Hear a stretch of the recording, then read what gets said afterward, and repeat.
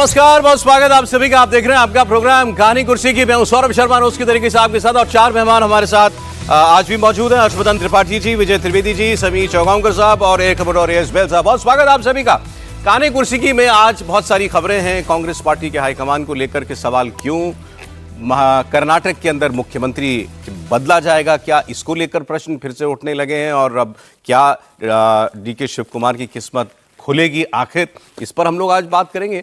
Bharatiya Janata party में भी सब कुछ ठीक है क्या, इसकी भी चर्चा हम लोग करेंगे, क्योंकि बीजेपी में जो उनके संगठन के चुनाव हैं वो टलते जा रहे हैं। अब उससे ही जुड़ा हुआ है अध्यक्ष का चुनाव भी। अब अध्यक्ष का चुनाव हो जाना चाहिए था आपसे कई हफ्ते पहले, लेकिन चलें, उसमें बीच में बहुत सारी ऐसी बातें रहीं जिसकी वजह से देश का ध्यान नहीं था उस ओर। लेकिन अब कब, इस पर हम लोग आज बात करने जा रहे हैं। बिहार से भी कुछ खबरें होंगी। ओवैसी साहब क्यों कह रहे हैं कि बांग्लादेशियों को पकड़ना छोड़ो, पाकिस्तान, बांग्लादेश और चाइना की चिंता करो, इसकी बात भी हम लोग करेंगे।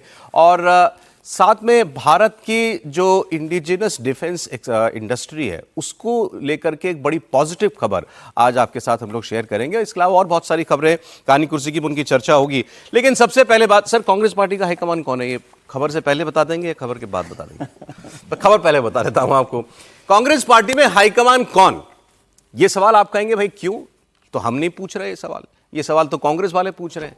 अब तक किसी भी सियासी दल में हाई कमान का एक ही मतलब होता है, पार्टी अध्यक्ष, किसी भी पार्टी में। लेकिन देश की सबसे पुरानी पार्टी कांग्रेस में खुद राष्ट्रीय अध्यक्ष ही हाई कमान कह रहे हैं। कर्नाटक कांग्रेस में चल रहे घमासान पर खड़गे साहब से सवाल पूछा गया कि साहब, यहां पर मुख्यमंत्री बदलने की बातें हो रही हैं और पार्टी के विधायक ही ये सारी बातें कर रहे हैं, इस पर आपको क्या कहना है? 20 सेकंड का स्टेटमेंट है इस पर मल्लिकार्जुन खड़गे का। और 20 सेकंड के अपने बयान में कांग्रेस के राष्ट्रीय अध्यक्ष मल्लिकार्जुन खड़गे ने 4 बार हाईकमान शब्द का इस्तेमाल किया। हाईकमान तय करेगा, हाईकमान को सब मालूम है, जो तय करेगा हाईकमान करेगा। अब जाहिर है कि अगर खड़गे हाईकमान की बात कर रहे हैं तो फिर मतलब वो खुद को तो नहीं मानते हाईकमान, तो फिर कौन है? मतलब गांधी परिवार से है। अब एक बार फिर ये सच्चाई देश के सामने आ रही है कि कांग्रेस पार्टी क्या वाकई रिमोट कंट्रोल से आज भी चल रही है। किसी का पद, किसी का कद दिखाने के लिए जो हो, लेकिन करता धरता सब कुछ नीति निर्माता वो हैं तो गांधी परिवार है। अब खड़गे साहब से ये चूक इसलिए हो गई कि भाई वो मन से हाईकमान किसी और को मानते हैं, या वो भाषा की कोई सीमा थी जिसकी वजह से हम कुछ गलत समझ बैठे हैं। तो इसलिए आप वो बयान खुद सुनिए। सवाल भी उसमें होगा कि साहब कर्नाटक का जो झगड़ा है ये निपटाएगा कौन? जवाब सुनिए मल्लिकार्जुन खड़गे का। Sir, your own party leaders are saying that there will be change in the chief minister in October, and these things are in the making.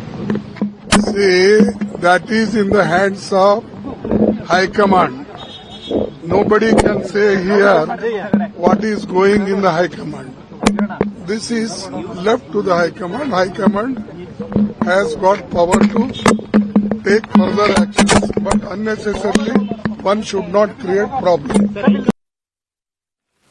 आपने सुना, खड़गे साहब कह रहे हैं हाईकमान सब कुछ जानता है। आप ही हाईकमान है, आपके मैं सब जानता हूं, मैं तय करूंगा, हम जब समय होगा मैं आपको बता दूंगा। सवाल सीधा उन्हीं से पूछा गया था।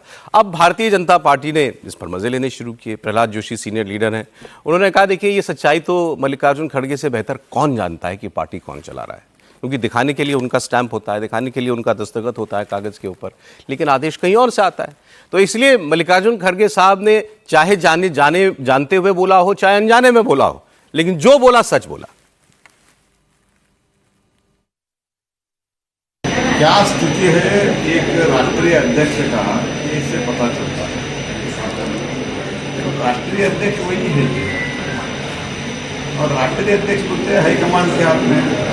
तो इस राष्ट्रीय अध्यक्ष के अलावा और कौन सा हाईकमान? तो मैं पहले से ही बोल रहा था, खड़गे साहब, I have lot of respect for him, and regularly I have interacting and interacted with him in Parliament. He was in House Lok Sabha and he was in Raj Sabha, and 5 years I was Parliamentary Affairs Minister. I was very regularly interacting with him. Many times I had told him he is at the mercy of this Nakli Gandhi, which is a dynasty rule. यही नाम के वास्ते ये अध्यक्ष है और जो चलाते हैं वो दूसरे लोग हैं। अब बीजेपी वाले जो बोले सो बोले, सर तय आप कर दीजिए आज हाईकमान। ये हाईकमान ही हाईकमान होता है, इसमें इतना कन्फ्यूजन क्यों है आपको? और देखिए कांग्रेस में हाईकमान, देखिए एक तो बात समझिए कि पार्टी में हाईकमान का मतलब होता है एक जो डिसीजन मेकिंग बॉडी है।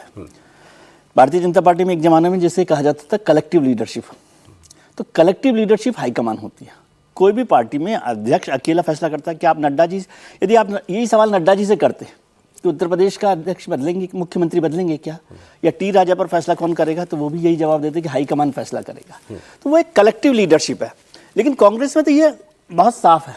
आपको इससे पहले की एक तस्वीर याद होगी कि जब वायनाड का चुनाव होने वाला था, राहुल गांधी जी के बाद, राहुल गांधी जी छोड़ रहे थे, वो वहाँ चले गए थे, तो प्रियंका जी और राहुल गांधी खड़े हुए थे और खड़गे साहब अध्यक्ष थे, और उन्होंने कहा कि मैंने आग्रह किया है, हाँ आग्रह किया है प्रियंका जी से कि वो वायनाड से लड़े, और उन्होंने उस आग्रह को स्वीकार किया और फिर वो किया। आप सोचिए पार्टी में टिकट के लिए तो दुनिया भर के आग्रह करवा लो तो कोई सुनता नहीं है, और वहाँ पार्टी का राष्ट्रीय अध्यक्ष टिकट देने वाले को, जिसको देना है, उसके लिए आग्रह कर रहा है। तो इससे हाईकमान समझ में आता है कि कैसे हाईकमान पर होता है। और फिर कर्नाटक का फैसला, और अभी आप देखें हिमाचल में कौन फैसला कर रहा था, राजस्थान में कौन फैसला कर रहा था, मध्य प्रदेश में कौन फैसला कर रहा था, पंजाब में कौन फैसला कर रहा था। क्या इन किसी भी फैसले में अध्यक्ष जी की कुछ से थी? नहीं थी ना। उस हाईकमांड स्ट्रक्चर में है भी कि नहीं, लेकिन वो, हाँ, बस ये महत्वपूर्ण सवाल है कि क्या उस हाईकमान स्ट्रक्चर में, जिसे मैं कलेक्टिव लीडरशिप कह रहा हूं, उसमें वो खुद अध्यक्ष जी भी हैं कि नहीं? आपको क्या लगता है? होना चाहिए, मतलब पूछा जाता होगा कि भाई आप कैसे कर रहे हैं। अच्छा, और ये जिस झगड़े के बारे में मुझे सवाल हो रहा था, ये तो झगड़ा भी बहुत बड़ा है। आपको एक राज्य में, आपके पास कांग्रेस के पास जो सबसे बड़ा राज्य है कर्नाटक, उसकी बात हो रही है, और जिसको, और वो खुद भी वहां से है ना, खुद वहां से, और जिसको बीजेपी वाले कहते हैं कि ये एटीएम है कांग्रेस पार्टी का। भाई देखिए, रिसोर्सेज चुनाव लड़ने के लिए हर पार्टी को चाहिए होते हैं। आज साउथ में जिन दो लोगों के बीच में झगड़ा है वो दोनों एटीएम है। सिद्धरामैया साहब मुख्यमंत्री हैं, डीके शिव कुमार साहब पीसीसी प्रेसिडेंट है, मतलब स्टेट प्रेसिडेंट है और उप मुख्यमंत्री हैं। अब ये फैसला करना है कि अब मुख्यमंत्री बदल के डीके शिव कुमार को मुख्यमंत्री बनाना है कि नहीं बनाना है। अब इसमें आप समझिए स्टेक्स कितने हाई होंगे, और दोनों आदमी बड़े पावरफुल हैं वहां पर, सीएम भी और डिप्टी सीएम भी। अब इस झगड़े के बारे में सवाल हो रहा था खड़गे साहब से, जिसमें वो ये हाई कमान वाले चक्कर में फंस गए। त्रिपाठी जी, नहीं, एक तो कि मुझे लगता है कि विजय जी ने जो कहा कि पूछा जाता होगा, शायद वो कहना चाह रहे थे कि बताया जाता होगा, तो बताया जाता होगा, मतलब खड़गे जी को बता दिया जाता होगा। दूसरा ये है कि कलेक्टिव लीडरशिप जैसा मतलब पता नहीं विजय जी ऐसा क्यों कह रहे हैं, जानबूझ के ऐसा कह रहे हैं जिससे कुछ लोग ऐसा माने, या कुछ भ्रम बन रहा है। भारतीय जनता पार्टी का रेफरेंस दिया था कि भारतीय जनता पार्टी में कलेक्टिव लीडरशिप होती थी वाजपेयी सरकार के वक्त में। ये अब स्पष्टता हो गई कि वाजपेयी सरकार कलेक्टिव लीडरशिप बीजेपी के संदर्भ में करे। कांग्रेस में कभी भी हाई कमांड का मतलब एक परिवार रहा। भाजपा में भी आप कह सकते हैं कि अभी मोदी शाह युग है, तो क्या उनसे बड़ा कोई है? तो जो भी पार्टी सत्ता में होती है उसका सबसे बड़ा नेता वही नेता होता है, प्रधानमंत्री। लेकिन जब विपक्ष में होती है तो जो पार्टी का अध्यक्ष होता है, जो भी एक डेमोक्रेटिक स्ट्रक्चर होता है ऐसे ही होता है, तो उसमें वो सबसे बड़ा होता है। लेकिन कांग्रेस पार्टी की अगर बात करेंगे तो हाईकमांड मतलब गांधी परिवार, और जो भी ऐसी पार्टियां जो किसी एक व्यक्ति के इर्द गिर्द हैं, वहां हाईकमांड मतलब वो परिवार। आप सिर्फ ये कल्पना, ये उम्मीद भारतीय जनता पार्टी और कम्युनिस्ट पार्टियों में कर सकते हैं कि जहां आप हाईकमांड कहते हैं तो कोई एक पोलित ब्यूरो, कोई एक संसदीय बोर्ड, ये ऐसे दिखेगा। तो ये मतलब स्पष्टता से समझना चाहिए। लेकिन क्या इतना आत्मविश्वास डोल गया है खड़गे जी का कि वो अपने गृह राज्य में ये नहीं कह पाए कि हम तय करेंगे, हम राहुल जी से भी बात करेंगे, हम सोनिया जी से बात करेंगे और तय करेंगे? इतना आत्मविश्वास गिर रहा है, इसकी चर्चा करनी चाहिए।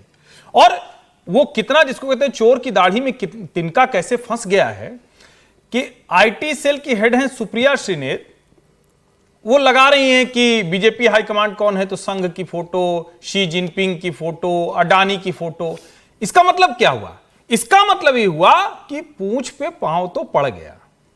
कांग्रेस पार्टी का जितना आभा मंडल, जितना वातावरण, जो कुछ बना था, वो सब ध्वस्त हुआ। अब इसका नुकसान क्या है? इसका नुकसान ये है कि एक बड़ा वर्ग जो बार बार कहता है नहीं राहुल गांधी बहुत ईमानदारी से, बहुत निर्दोष मासूम भाव में डेमोक्रेसी लाना चाहते हैं, लोकतंत्र लाना चाहते हैं, उनको किसी पद की इच्छा नहीं, उन सब के मन से ये ध्वस्त हो जाएगा, ये दूर हो जाएगा। और मेरा बहुत स्पष्ट मानना है कि सचमुच खड़गे जी के लिए कई बार असहज स्थिति होती है जब ये भाई बहन इस तरह का व्यवहार करते हैं। जब तक सोनिया जी थी तब तक दूसरे तरह का एक कद था, स्टेचर था, वो अलग चीज, लेकिन ये दोनों भाई बहन अक्सर खड़गे जी के लिए संसद से लेकर और पार्टी के भीतर तक आपने परिवार के पैदा करते हैं। आपने गांधी फैमिली में के अंदर भी थोड़ा सा और स्क्रीनिंग कर दी है, 3 से 2 कर दिया आपने, भाई बहन ही नहीं तो अब तो वही है ना, मतलब सोनिया जी भी नहीं। अब नहीं है सोनिया जी होती तो ये दोनों नहीं होते, उसके बाद फिर अलग अलग लोग वो कैसे अब आप कह रहे हैं कांग्रेस में जो है राहुल गांधी और प्रियंका गांधी, राहुल गांधी और प्रियंका है और उनके बीच के भी संघर्ष बड़े तेज है। अभी प्रियंका का एक बहुत नजदीकी व्यक्ति, उसने जाने क्या क्या लिख दिया था, सुप्रिया के भी खिलाफ लिख दिया था, बहुत कुछ लिखा गया था,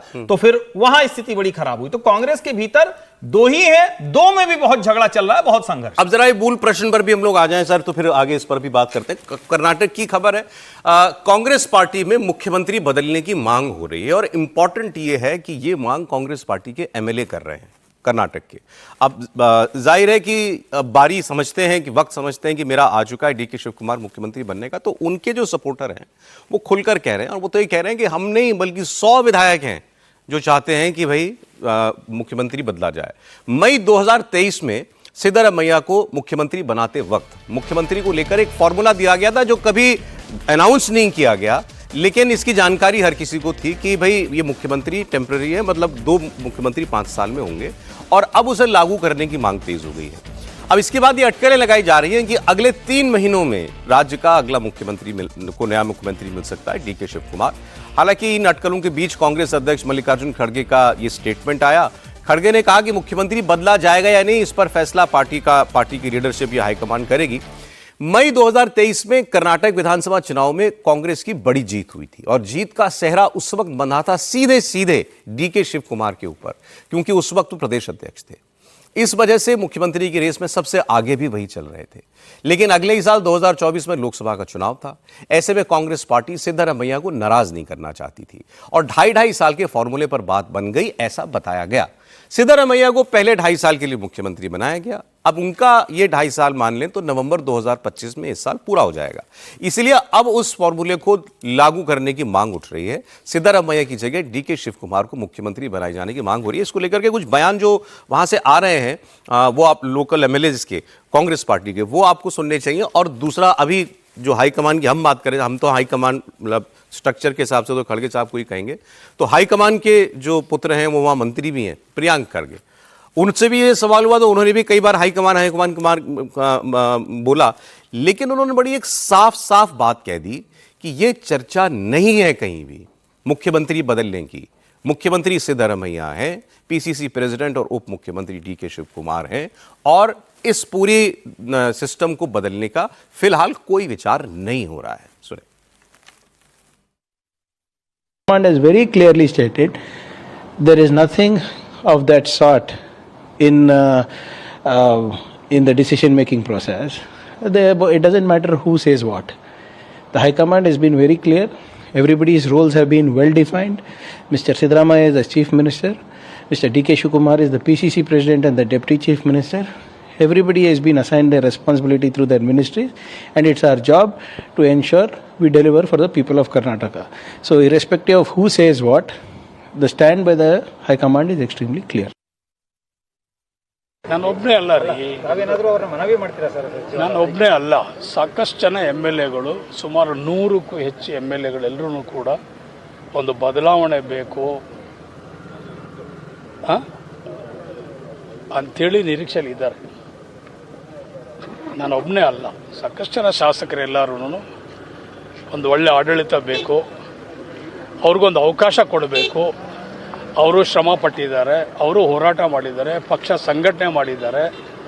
ಆವತ್ತು ಇದ್ದಂಥ ಸನ್ನಿವೇಶ, ಅವರಿಗೆ ಕೊಟ್ಟಂಥ KPCC ಅಧ್ಯಕ್ಷರಾದಂಥ ಸಂದರ್ಭದಲ್ಲಿ ಇದ್ದಂಥ ಪರಿಸ್ಥಿತಿ ಯಾವ ರೀತಿ ಇತ್ತು, ಪಕ್ಷ ಇವತ್ತು ಯಾವ ರೀತಿ ಪಕ್ಷ ಸಂಘಟನೆ ಆಗಿದೆ, ಎಷ್ಟು ಶಕ್ತಿ ಬಲವಾಗಿ ಎಷ್ಟು ರೀತಿಯಲ್ಲಿ ಬೆಳೆದಿದೆ, ಎಷ್ಟು ಎತ್ತರಕ್ಕೆ ಬೆಳೆದಿದೆ, ಇದಕ್ಕೆ ಕಾರಣಕರ್ತರು ಯಾರು ಅಂಥೇಳಿ ಎಲ್ರಿಗೂ ಮನವರಿಕೆ ಆಗಿದೆ. ಆ ಒಂದು ನಿಟ್ಟಿನಲ್ಲಿ ಎಲ್ಲರೂ ಕೂಡ ಅವ್ರಿಗೆ ಧ್ವನಿಗೂಡಿಸಿ ಅವ್ರ ಜೊತೆಲಿ ಇರ್ತಾರೆ. अब इन्होंने भी प्रियंक खड़गे साहब कह रहे हैं कि ऐसा तो कोई विचार ही नहीं हो रहा मुख्यमंत्री बदलने का, और MLA कह रहे हैं कि वक्त आ गया कि बदला जाए। कल एक MLA ने तो यहाँ तक कह दिया था कि मैं ये आपको जानकारी दे रहा हूं कि मुख्यमंत्री बदला जाएगा, नो इफ नो बट बदला जाएगा, क्या चल रहा है कर्नाटक में? देखिए, कांग्रेस के विधायक जरूर इस बात की डिमांड कर रहे हैं कि मुख्यमंत्री बदला जाए, डीके शिव कुमार को बनाया जाए। मुझे इसकी संभावना कम नजर आती है कि पार्टी इस डिसीजन की ओर बढ़ेगी। देखिए, जब सरकार आई थी उस समय भी ये कहा गया था कि डीके शिव कुमार प्रदेश अध्यक्ष है, वोकलिंगा के बड़े नेता है, उनके इतना प्रचार अभियान रहा, उन्होंने पार्टी के लिए पैसा की संसाधन व्यवस्था कराई और पार्टी सत्ता में लौट कर आई है, तो अब डीके शिव कुमार को मुख्यमंत्री बना देना चाहिए। लेकिन पार्टी जानती है कि अति पिछड़ों के जो नेता है, कुर्बा कम्युनिटी से आते हैं, सिद्धारमैया, मुसलमान वोट बैंक में उनका बहुत अच्छा स्ट्रांग होल्ड है, दलितों में उनकी बहुत एक अच्छी पकड़ है। भले ही प्रदेश राष्ट्रीय अध्यक्ष कांग्रेस के जो है मल्लिकार्जुन खड़गे वो दलित है और कर्नाटका से आते हैं, लेकिन एक अपना पहचान और एक अपनी पकड़ सिद्धरामैया की कर्नाटका की राजनीति में है। डीके शिव कुमार के पास अभी थोड़ा समय भी है। देखिए, 77 साल के हो गए सिद्धरामैया, उन्होंने कह दिया ये मेरा आखिरी चुनाव रहा है, मैं अगली बार सक्रिय राजनीति में नहीं रहूंगा। 3 साल बाद अगर कांग्रेस में कर्नाटक की सरकार लौटती है तो निश्चित रूप से डीके शिव कुमार मुख्यमंत्री होंगे। और अगर डीके शिव कुमार को इसलिए बनाया जाता है कि भाई वोकलिंगा के लीडर है, तो वोकलिंगा के तो कोई बहुत जीत कर नहीं है। सवाल ये नहीं है इस बार सवाल ये है, क्या इनसे ये वादा था कि 2.5 साल में आपको बनाएंगे? आपकी जानकारी क्या है? नहीं, मुझे लग रहा है कि कांग्रेस ने जरूर कहा था कि भाई आपको बनाएंगे, लेकिन राजनीतिक परिस्थिति जिस समय जो है, अब ये तो सचिन पायलट से भी कहा गया था कि समय आने पे आपको मुख्यमंत्री बनाएंगे। सचिन पायलट मांग करते रहे, नहीं हुआ। ये तो छत्तीसगढ़ में भी आपने भूपेश बघेल के समय टीएस दी से कहा था कि 2.5 साल मुख्यमंत्री बनेंगे, छत्तीसगढ़ में आपने लागू नहीं किया। तो जिन राज्यों में आपने कमिटमेंट किया था, आपने ज्योतिरादित्य सिंधिया से कहा था कि अभी कमलनाथ को बनाते हैं, आगे आने वाले समय में आपको देखते हैं। ज्योतिरादित्य सिंधिया पार्टी छोड़कर चले गए। तो जिन जिन राज्यों में आपकी परेशानियां रही, उन राज्यों में आपकी या तो विधायक पार्टी छोड़कर चले जाकर उन्होंने बीजेपी की सरकार बनाई, या आप खुद चुनाव अगले बार में हार गए। मुझे लगा कर्नाटक का भारतीय जनता कांग्रेस के पास 3 ही राज्य बचे, कर्नाटक है, तेलंगाना और हिमाचल प्रदेश है, और सबसे बड़ा राज्य ये। अगर इस समय अगर वहां से मुख्यमंत्री बदल देते हैं तो यह तय है कि आने वाले समय में इनके सरकार को बहुत मुश्किल होगी। अब डीके शिव कुमार की वो लोकप्रियता नहीं है। सवाल ये भी है कि पार्टी के अंदर ये मांग कितनी मुखर है कि मुख्यमंत्री बदला जाए। टी राघवन हमारे सहयोगी इस वक्त बैंगलोर से हमारे साथ जुड़ रहे हैं। राघवन, देखिए, ये पार्टी के नेताओं की ऐसी बातें तो हमने पहले भी सुनी हैं कई बार कि मुख्यमंत्री बदला जाना चाहिए, डीके शिव कुमार को मौका मिलना चाहिए। अब इस बार ये मांग कुछ ज्यादा है, कुछ तेज है, क्या दबाव इस बार बन रहा है पार्टी के ऊपर? जी सौरभ, अगर नंबर्स की बात कर लें तो ऐसा लगता है कि अभी भी नंबर्स जो है वो सिद्धरामैया के फेवर में है। हाईकमान की लगातार चर्चा चल रही है, दोनों कैंप के अलग अलग हाईकमान है। बहुत इंटरेस्टिंग चीज़ मैं आपको बताता हूं। अगर हम सिद्धरामैया कैंप की बात कर लें तो उनके लिए हाईकमान जो है राहुल गांधी, उनकी टीम और मल्लिकार्जुन खड़गे हैं, क्योंकि राहुल गांधी ने उनको ये प्रॉमिस किया था। आपको याद होगा 13 मई 2023 को दोनों नेता दिल्ली गए थे और 20 मई को सिद्धरामैया ने मुख्यमंत्री पद की शपथ ली थी 2023 में। उन 7 दिनों में जो वहाँ पर मंथन हुआ, बहुत clear indications Rahul Gandhi and team की तरफ से था कि जो है सिद्धरामैया इसको लीड करेंगे। जैसा बताया कि पॉपुलिस्ट लीडर हैं वो। सिर्फ अगर हम डीके शिव कुमार की बात करें तो उनका दक्षिण कन्नड़ा में उनकी कर्नाटका में उनकी पकड़ है, उसके बाद उनका कोई बहुत ज़्यादा जनाधार दिखता नहीं है। लेकिन डीके शिव कुमार को किसने प्रॉमिस किया, ये बहुत बड़ी बात है। डीके शिव कुमार का कैंप ये कहता है कि खुद सोनिया गांधी ने उस वक्त ये प्रॉमिस उनसे किया था कि समय आने पर यानी 2.5 साल के बाद आपको मुख्यमंत्री बना जाएगा। हालांकि ऐसा कोई ऑफिशियल अनाउंसमेंट नहीं हुआ था। अब डीके शिव कुमार कैंप के लिए हाईकमान कौन है? डीके शिव कुमार कैंप के लिए हाईकमान सोनिया गांधी और प्रियंका गांधी है। तो आप इस बात का अंदाजा लगा दीजिए कि जो हाईकमान की बात मल्लिकार्जुन खड़गे ने कही थी, यहाँ पर दोनों ही कैंप के लिए 2 अलग अलग हाईकमान है। इसीलिए डीके शिव कुमार के जितने भी एमएलएज हैं, अभी इकबाल उनका बयान आपने सुना था रामनगर के एमएलए का, उनका ये कहना है कि 100 से ज़्यादा एमएलए इस बात को एक्सपेक्ट कर रहे हैं कि जब अक्टूबर आएगा, अक्टूबर नवंबर में जब 2.5 साल पूरे हो जाएंगे सिद्धरामैया सरकार के, तब यहाँ पर बदलाव होगा। लेकिन जहाँ पर मैं खड़ा हूँ केपीसीसी ऑफिस में, रणदीप सिंह सुरजेवाला लगातार 2 दिनों से अलग अलग 1-to-1 विधायकों से इस बात की चर्चा कर रहे हैं। हालांकि कोई भी कैमरे पर ये बता नहीं रहा है कि अंदर क्या चर्चा हो रही है। सब ये कह रहे हैं कि डेवलपमेंट के बारे में बात हो रही है, सरकार और मंत्री जी कैसे उनके विधायक क्षेत्र के विकास के लिए कॉन्ट्रीब्यूट कर रहे हैं, ये सब बात हो रही है। लेकिन बात बहुत क्लियर है, दोनों के अलग अलग हाईकमान है और दोनों ही उम्मीद लगाकर बैठे हैं। बहुत बड़ी बात यह है कि सिद्धरामैया जो है बैकवर्ड कम्युनिटी के लीडर हैं और ऐसे समय में चेंज जो है वो कांग्रेस को नुकसान दे सकता है। ये लगातार फीडबैक यहाँ से जा रहा है। तो देखना होगा कि ये जो एक्सरसाइज रणदीप सिंह सुरजेवाला कर रहे हैं, जिनका कहना है कि 3 महीने तक ये एक्सरसाइज चलेगी, उसके बाद पार्टी क्या फैसला करती है। तो अब ये बता दीजिए डीके शिव कुमार का मूड क्या है? कई बार तो लोग यहां तक चले जाते हैं स्पेकुलेशन में कि नाराज हो गए तो कहीं पार्टी ना छोड़ दें, बीजेपी ना ज्वाइन कर लें। देखिए सौरभ, बीजेपी ज्वाइन करना मुझे लगता है कि वो बहुत अब पुरानी बात हो चुकी है। उनके लिए अब बीजेपी ज्वाइन करना बहुत मुश्किल होगा। 137-38 एमएलएस जो हैं वो अभी कांग्रेस पार्टी में है, और पार्टी में तोड़फोड़ करना भी किसी भी सूरत में बीजेपी के लिए भी पॉसिबल नहीं है। 17 विधायक तोड़े थे जेडीएस और कांग्रेस के, तब यहाँ पर सरकार बनी थी बीजेपी की, तो बहुत कम कह सकते हैं नंबर्स थे। लेकिन अब अगर आपको 2/3 मेजॉरिटी तोड़ना तो बहुत बड़ी एक्सरसाइज वो होगी। इसीलिए डीके शिव कुमार से जब भी बात होती है ऑफ कैमरा, वो ये कहते हैं कि मैंने सब कुछ हाईकमान पर छोड़ा हुआ, और उनके लिए मैं लगातार ये बात रिपीट कर रहा हूँ कि वो उनके लिए हाईकमान जो है वो सोनिया गांधी और प्रियंका गांधी हैं, उनके लिए हाईकमान जो है राहुल गांधी और मल्लिकार्जुन खड़गे नहीं है। जी ठीक, राघवन बहुत शुक्रिया आपका। तो करना मतलब एक लाइन जोड़ दूं? हाँ। मैं मतलब वो हो सकता है एग्जेजरेशन हो, मुझे ऐसे ही लगा। एक पिक्चर अभी देख रहा हूँ, ये आपके वीडियो चल रहा है जिसमें खड़गे साहब वहाँ पर हैं और ये डीके शिव कुमार साहब हैं जो उन्हें बुके दे रहे हैं। बुके देकर जैसे उन्होंने बुके दिया और उसके बाद वो बैठे, ये वाला शॉट देखिए कि डीके शिव कुमार साहब पहले बैठ जाते हैं और खड़गे साहब अब बाद में बैठ रहे हैं। क्या सोनिया गांधी जी के साथ ऐसा कोई कर सकता है? सही भाई, वैसी चित्र देखा तो मुझे लगा बात बिल्कुल सही है ये आपकी।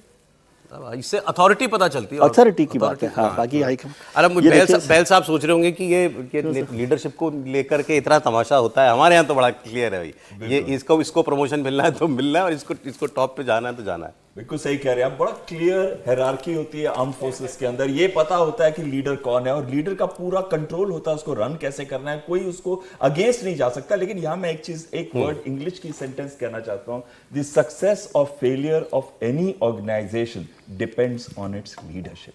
और अगर लीडरशिप स्ट्रांग है, अब देखिए जब तक मिसेस गांधी थी, कांग्रेस पार्टी को हमेशा एसोसिएट किया जाता था फ्रीडम स्ट्रगल के साथ, भारत की आजादी की स्ट्रगल के साथ। लेकिन उनकी डेथ के बाद वो सिंपैथी वोट छोड़ दीजिए जो राजीव गांधी को मिला था, उसके बाद अगर आप देखें तो कांग्रेस कंटिन्यूअसली डिक्लाइन पे है। मनमोहन सिंह के टाइम में भी अगर हम देखें तो आप ये क्लियरली दर्शाता है कि पीछे से जो स्ट्रिंग्स थे वो या सोनिया गांधी पुल कर रही थी और या फिर कुछ राहुल गांधी। आपको वो सेंटेंस याद होगा, वो इंस्टेंट याद होगा जब राहुल गांधी ने जो एक नोटिस निकाला था मनमोहन सिंह जी ने, तो उसको फाड़ा था, उस पेपर को फाड़ा था, तो कहीं ना ऑर्डिनेंस निकाला तो उस पेपर को फाड़ा था। तो ये उस टाइम पे भी क्लियर था कि हाई कमांड कोई और है। ये तो आपने बढ़िया सही बात कही कि भाई सक्सेस या फेलियर ये तो लीडरशिप पर डिपेंड करता है। और एक चीज और बस मैं कहना चाहता हूं, इसमें आजकल छोटी छोटी पार्टीज भी हैं, उनमें क्लैरिटी बहुत है। अब आजाद की पार्टी को देख लीजिए, आजाद समाज पार्टी, या फिर देख लीजिए आईएनएलडी को, वो भी अभी रीस्ट्रक्चरिंग और रीऑर्गेनाइजेशन कर रहे हैं और अपनी अपनी स्पेस बना रहे हैं, चाहे वो फार्मर्स में है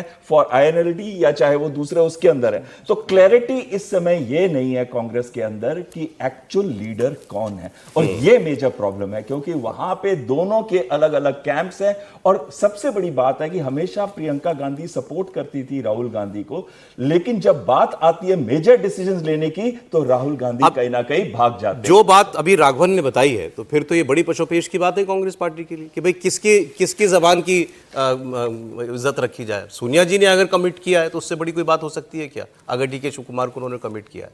देखिए, ये एक मुश्किल कांग्रेस पार्टी के भीतर बहुत ज़्यादा है, और अगर आप उनके जो पदाधिकारी हैं, उनकी जो रिस्ट्रक्चरिंग हुई है, जिस तरह से उनके नेता प्रवक्ता बोल रहे हैं, जो सोशल मीडिया पे जिस तरह से हमले हो रहे हैं, उसको अगर आप ध्यान दें तो राहुल के साथ की टीम बहुत आक्रामक है। अच्छा, वो किसी को कोई स्पेस नहीं देना चाहती है, और मतलब यहां तक कि प्रियंका के साथ जो लोग थे वो धीरे धीरे एक एक करके निशाने, मैं नहीं कह रहा हूं कि प्रियंका के साथ जो लोग थे वो सब अच्छा ही कर रहे थे, राहुल के साथ खराब कर रहे हैं, ये कांग्रेस के लोग तय करें।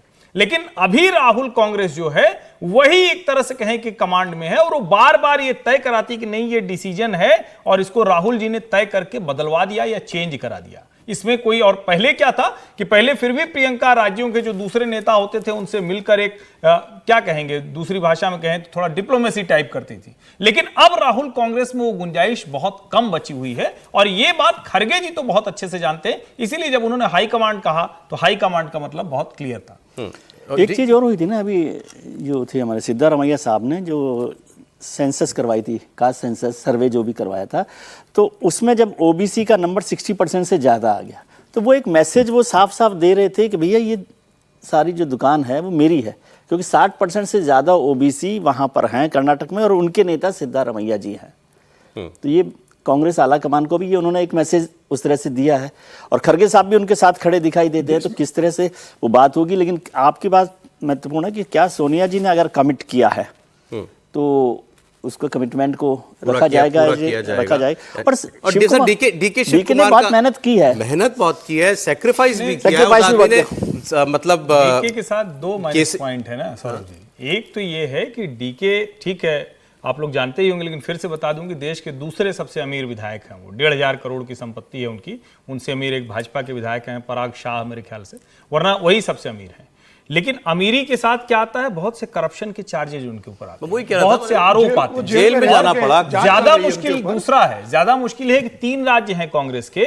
अगर आप कहें कि मेहनत, प्रभाव, उस सब के लिहाज से डीके, लेकिन जब आप कहते हैं 3 राज्य हिमाचल, तेलंगाना और कर्नाटक, कहीं भी आपका पिछड़ा मुख्यमंत्री नहीं। राहुल गांधी रोज जो बात कर रहे हैं उसके लिहाज से बहुत उलट होगा कि अगर वो बदलकर डीके शिव कुमार को बनाए। क्लेम डीके का बनता है। दूसरी बड़ी सबसे बड़ी समस्या है कि इस बार जब कांग्रेस का जो चुनाव हुआ था उसके अंदर 29 से ज्यादा विधायक लिंगायत कम्युनिटी ने समर्थन दिया, जीत कर आए थे, वो सारे सिद्धारमैया के साथ है। सिद्धारमैया की छवि बहुत अच्छी है, ठीक है, उनके ऊपर भी प्लॉट करप्शन के आरोप लगे, उनके ऊपर तमाम तरह की जांच हुई, लेकिन डीके शिव कुमार पैसा बनाने वाला नेता है, पैसों के दम पर राजनीति में आगे बढ़े और पैसों की राजनीति करते रहे वो पार्टी के अंदर। पूरे प्रदेश की अगर स्वीकारता देखे तो सिद्धारमैया के सामने डीके शिव कुमार कहीं नहीं टिकते, और कांग्रेस इस बात को जानती है, जनता में प्रभाव नहीं है डीके बिल्कुल का। नहीं है, और ये कांग्रेस जानती थी, इसलिए मजबूरी में उन्होंने सिद्धारमैया को उस समय मुख्यमंत्री बनाया। और अगर आप सिद्धारमैया को हटा देते हो तो आप ये तय मानना कि 2.5 साल बाद फिर चुनाव में आप जाओगे तो कांग्रेस बुरी तरीके से हारेगी। ओबीसी, अति दलित, पिछड़े, मुसलमानों में और बाकी कम्युनिटी में जो सिद्धारमैया का होल्ड है, और सिर्फ वोकलिंगा के भी बड़े नेता नहीं है, वोकलिंगा के तो बड़े नेता तो आपके देवगौड़ा वहां बैठे हुए। अब सर मूल प्रश्न ये है, डीके शिव, जो बताया गया डीके शिव कुमार को बताया गया, भाई जो बात हुई उनकी और लीडरशिप के बीच में बात है। जोड़ देता हूँ, हाँ, डीके शिव कुमार के मतलब इतने विधायकों की ताकत नहीं होगी, 66 विधायक बीजेपी के, यही बात 135 कितने तोड़ोगे? खुद से किए गए वादे को, उनको दिए गए आश्वासन को लेकर, उसको डिलीवर कराने को लेकर वो कितना आगे जाएंगे, इस पर निर्भर करेगा। और ये आने वाले अभी कुछ वैसे अभी देश का पॉलिटिकल रिकॉर्ड ये है कि करप्शन चार्जेस वाले केवल डिप्टी चीफ मिनिस्टर ही बनाए जाते हैं। कर्नाटक में लीडरशिप में, मुख्यमंत्री में बदलाव होगा क्या, इसकी चर्चा है कि आप बात बीजेपी की करते हैं। बीजेपी का अगला राष्ट्रीय अध्यक्ष कौन होगा, इस सवाल पर जाने कितने महीनों से बात हो रही है, लेकिन पेच अभी भी फंसा हुआ है। राज्यों में संगठन का चुनाव पूरा होने और नए प्रदेश अध्यक्ष बनाने के बाद ही राष्ट्रीय अध्यक्ष का चुनाव होता है, लेकिन उत्तर प्रदेश, मध्य प्रदेश, गुजरात, ऐसे बड़े बड़े राज्यों में अभी तक प्रदेश अध्यक्ष के चेहरे साफ नहीं है। महाराष्ट्र में रविंद्र चव्हाण का नाम लगभग फाइनल है, लेकिन इसके अलावा कई चुनौतियां बीजेपी में नजर आ रही हैं, और ये वजह है कि बीजेपी राष्ट्रीय अध्यक्ष का चुनाव लगातार टालती जा रही है, ये डिले होता जा रहा है। सवाल उठ रहे हैं कि क्या बीजेपी के अंदर भी कोई खटपट चल रही है, क्या इसका असर ही संगठन के चुनाव पर नजर आ रहा है। अभी तक बीजेपी ने 14 राज्यों में अपने प्रदेश अध्यक्षों के नाम का ऐलान कर दिया है, जबकि राष्ट्रीय अध्यक्ष के चुनाव के लिए 19 राज्यों में संगठन चुनाव की प्रक्रिया पूरा होना जरूरी है। जिन राज्यों में अभी नए प्रदेश अध्यक्ष बनाए जाने हैं उनमें उत्तर प्रदेश बड़ा राज्य, एमपी, गुजरात, पश्चिम बंगाल, आंध्र प्रदेश, तेलंगाना, उत्तराखंड, ये सब तमाम राज्य शामिल हैं, जबकि असम, सिक्किम, बिहार, अरुणाचल, चंडीगढ़, छत्तीसगढ़, गोवा, केरल, लक्षद्वीप, मेघालय, नागालैंड, राजस्थान और जम्मू कश्मीर में बीजेपी प्रदेश अध्यक्ष का चुनाव की प्रक्रिया पूरी हो चुकी है और नए प्रदेश अध्यक्ष का ऐलान हो चुका है। सवाल यही है कि बीजेपी में ये प्रक्रिया जो है निरंतर ये डिले क्यों होती है। सर मेरे थोड़ा नजदीक आ जाइए आप, इनके पास खबर है आज, इन्होंने आज मतलब आधी खबर डाली है, पूरी हम निकलवा लेंगे अभी, लेकिन पहले ये बता दीजिए कि मामला क्या है। नहीं सर, मामला कुछ नहीं, देखिए संगठन के चुनाव रुके थे, लेकिन आप देखिए 48 घंटे के अंदर 9 राज्यों के प्रदेश अध्यक्ष डिक्लेयर हो जाएंगे। आज तो 5 राज्यों के डिक्लेयर होना ही है, जिसमें महाराष्ट्र का जिसके अंदर है महाराष्ट्र है, आंध्र प्रदेश है, हिमाचल प्रदेश है, उत्तराखंड है, आज ये जारी हो जाएंगे और कल बाकी 4 राज्यों के जारी हो जाएंगे। 19 पूरे हो जाएंगे। हाँ बिल्कुल हो जाएंगे, 4 राज्यों के 26 राज्यों के हो जाएंगे चुनाव कर तक, मतलब मैं कह रहा हूं कल के बाद जो राष्ट्रीय अध्यक्ष के लिए जितने संगठन के चुनाव के पूरे होने जरूरी है उतने हो जाएंगे, बिल्कुल हो जाएंगे। कल शाम तक पूरे 9 राज्यों के प्रदेश अध्यक्ष मिल जाएंगे। लेकिन ये बात भी सही है कि 2 बड़े राज्य जिसमें भारतीय जनता पार्टी का बहुत मजबूत स्ट्रांग होल्ड है, गुजरात है, CR पाटिल केंद्र में मंत्री है लगातार 1 साल से, वहां भी प्रदेश अध्यक्ष डिक्लेयर नहीं हुआ है।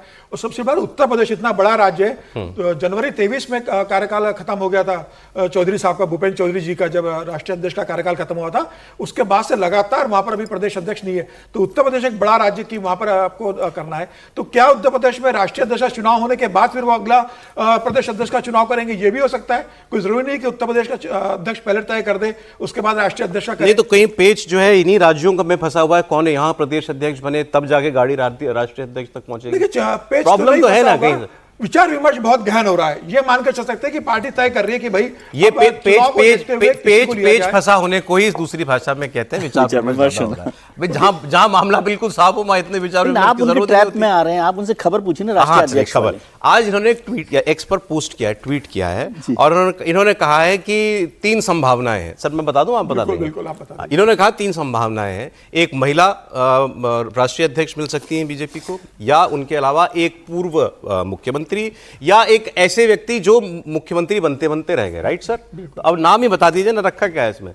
नहीं, नाम तो सारा पार्टी संगठन तय करेगा, राष्ट्रीय हाईकमान तय करेगा। जब हाईकमान बैठेगा विजय जी की भाषा में तो तय होगा कि राष्ट्रीय अध्यक्ष को कौन बनेगा। चलिए मैं पूछ, अच्छा आपने कहा एक तय है कि 21 जुलाई के पहले नया अध्यक्ष मिल जाएगा। पार्लियामेंट सेशन शुरू होने के पहले ये मोदी जी ने बहुत स्पष्ट। अब सर डेट तो देखिए, जैसे अंग्रेजी में कहते हैं, मैं लेता हूं with the pinch of salt, क्योंकि कई डेट हमने देख लिए हैं। लेकिन 21 ये तय है कि 21 जुलाई के पहले सेशन के पहले भारतीय जनता पार्टी को नया राष्ट्रीय अध्यक्ष मिलेगा, क्योंकि जिस तरीके से चुनाव का तय कर दिया प्रदेश अध्यक्षों को लेकर नो डिक्लेयर हो रहा है, ये बता रहा है कि अब पार्टी बहुत लंबे समय तक आगे नहीं बढ़ने वाली है। कुछ कह रहे हैं आप? नड्डा जी के मुंह की बात बता रहा हूँ। उन्होंने कहा था कि 21 तारीख तक हमारा राष्ट्रीय अध्यक्ष आ जाएगा। उसको मैंने 21 जून समझ लिया था क्योंकि जून में बात हो रही थी। लेकिन अब लग रहा है कि वो 21 जुलाई है। और चूंकि अभी जो होगा तो करीब करीब 22-23 राज्यों के अध्यक्ष चुन लिए जाएंगे। हर राज्य से जो राष्ट्रीय परिषद के लिए चुनाव, चयन, नॉमिनेशन, जो शब्द आप बोले, वो हो जाएगा। तो इसका सीधा सा मतलब हुआ कि अब कोई वो वाली मुश्किल नहीं है। बस एक चीज करनी है कि तारीख घोषित करनी है और 1 सप्ताह का समय देना है। तो अगर 15 तारीख तक वो तारीख घोषित हो जाए तो 21 जुलाई के पहले मानसून सत्र शुरू होने के पहले हो जाएगा, और नहीं तो उससे आगे जाएगा। मुझे लगता है जो सबसे बड़ा पेच फंसा हुआ है, ये ठीक है कि चूंकि भारतीय जनता पार्टी, में एक शब्द बार बार कहता हूं, फिर दोहरा रहा हूं, पीढ़ीगत परिवर्तन से गुजर रही है, और वो लोकसभा चुनाव में भी दिखा था, उसके बाद भी दिखा था। तो पूरा जो ये विचार परिवार जिसको कहते हैं वो बहुत गंभीरता से इस पर बात कर रहा है। लेकिन उत्तर प्रदेश में पेच बहुत फंसा हुआ है। और पार्टी कतई नहीं चाहेगी कि राष्ट्रीय अध्यक्ष का चुनाव होने के बाद भी उत्तर प्रदेश का अध्यक्ष बचा रहे। उत्तर प्रदेश के अध्यक्ष पद के लिए कई बार लगा कि सहमति तक पहुंच रही है, लेकिन इसमें बिना किसी संकोच के मैं कहूं कि उत्तर प्रदेश के मुख्यमंत्री योगी आदित्यनाथ जी, संगठन और दिल्ली, वो एक नाम पर अभी तक तय नहीं कर पाया। दिल्ली के मन में जो नाम है वो शायद कहीं न कहीं कुछ बाधा नाम ही बता देना आप। क्या नहीं, नाम तो देखिए है कि ना, नाम तो चूंकि कई चलते रहते हैं, उसमें नामों में अब समीर जी जो है वो नाम नहीं बता रहे हैं, लेकिन इतना जरूर है मुख्यमंत्री जी की, योगी जी की जो पसंद है और केंद्र की जो पसंद है, योगी जी की पसंद नहीं है। योगी जी का उसमें कुछ जो स्टेक नहीं अध्यक्ष है। उत्तर प्रदेश का बन रहा है वो योगी जी की पसंद नहीं है अभी तक की तारीख में, और शायद यही वजह है कि वो रुका भी हुआ है, जिसको कहें कि टलता हुआ दिख रहा है। और अभी एक चीज और देखिए ना, घटनाक्रम भी देखना चाहिए। अखिलेश यादव पीडीए कर रहे थे पिछले कुछ समय से। वो जिस तरह से एक, मैं ये नहीं कहूंगा, कोई भी नेता किसी एक जाति का विरोधी नहीं होता है, लेकिन जिस तरह से एंटी ब्राह्मण स्टैंड लेते हुए वो दिखे।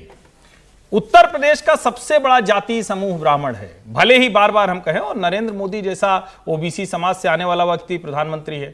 पूरी गुंजाइश इसी बात की है कि अगर महिला नहीं बनेगी तो राष्ट्रीय अध्यक्ष भी पिछड़ी जात से होगा। ये लगभग तय है, 100% तय है, इसमें कोई बहुत बड़ा परिवर्तन नहीं है। तो उत्तर प्रदेश में मेरा यह मानना है कि कोई ब्राह्मण अध्यक्ष ही बनने वाला है, ऐसा मुझे लगता है। अब देखिए, नाम आप लोग ले नहीं रहे, मैं ले लेता हूं कई नाम जो पब्लिक उसमें चल रहे थे। भाई हमने धर्मेंद्र प्रधान जी का नाम बहुत सुना, हमने शिवराज जी का नाम बहुत सुना था, खट्टर जी का नाम एक समय में बहुत चल रहा था। मुझे लगता है खट्टर जी का नाम अब उस रेस में नहीं है, अब उस रेस में नहीं है।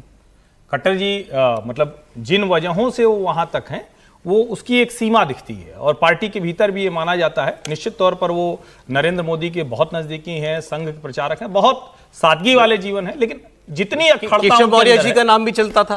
केशव मौर्य जी, मुझे नहीं पता कि देखिए कितना चल रहा था, पहले चल रहा था ना नाम केशव जी को लेकर, है ना कि अभी खबर है अभी कह रहे हैं, अभी भी आप पूरी तरह से खारिज नहीं कर सकते कि वो बिल्कुल नहीं बन सकते। केशव प्रसाद मौर्य भी मतलब संभावित नामों में शामिल रहे होंगे। आपके 3 नामों में एक है ना, ये हो सकता है ये भी उसमें शामिल है। मैं सर्बानंद सोनोवाल भी मुझे लगता है कि एक नाम आप कंसीडर कर सकते हैं। सर्बानंद सोनोवाल जो आसाम के मुख्यमंत्री रहे, आदिवासी हैं, और भी महिलाओं में निर्मला सीतारमण मुझे लगता है कि बहुत प्रबल दावेदार है निर्मला सीतारमण का राष्ट्रीय अध्यक्ष बनने का।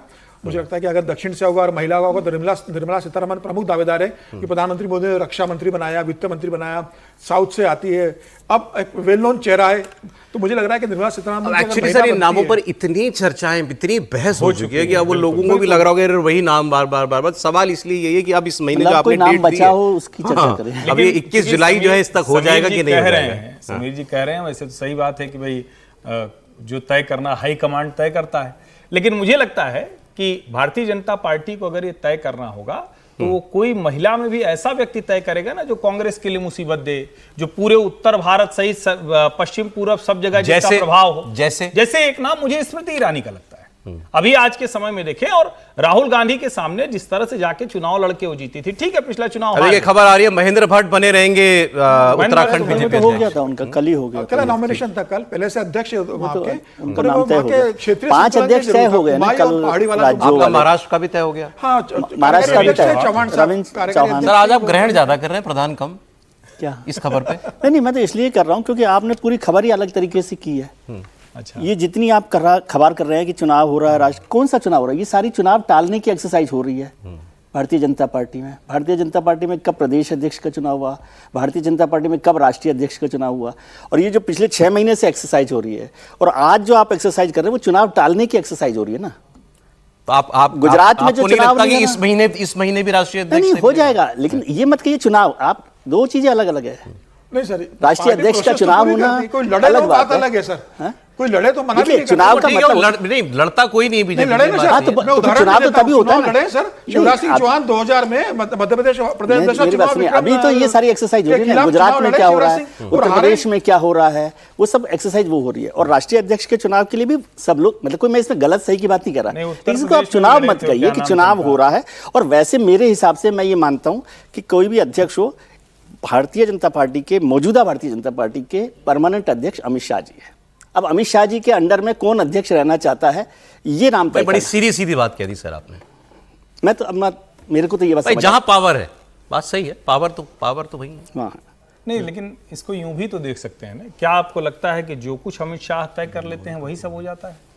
ऐसा है भारतीय जनता पार्टी? नहीं तो वो तो सब जगह ऐसा नहीं। तो जब खरगे साहब कहते हैं तब तो आप कह रहे हो कि खरगे साहब कैसे तय कर रहे हैं? क्या नड्डा साहब तय करते हैं?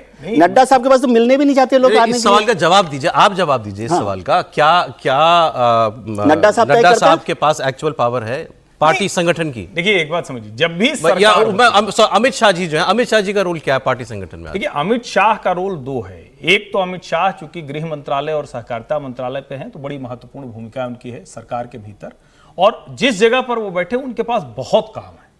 लेकिन उसका दूसरा पहलू ये है कि अमित शाह ऑर्गेनाइजेशन के बहुत स्ट्रांग व्यक्ति हैं, और उनके समय में ही भारतीय जनता पार्टी सबसे शक्तिशाली बनी, सबसे ज्यादा राज्यों में सरकार हुई, दुनिया की सबसे बड़ी पार्टी सदस्यता वाली उसी समय बनी, जो नड्डा जी के समय में बढ़ा।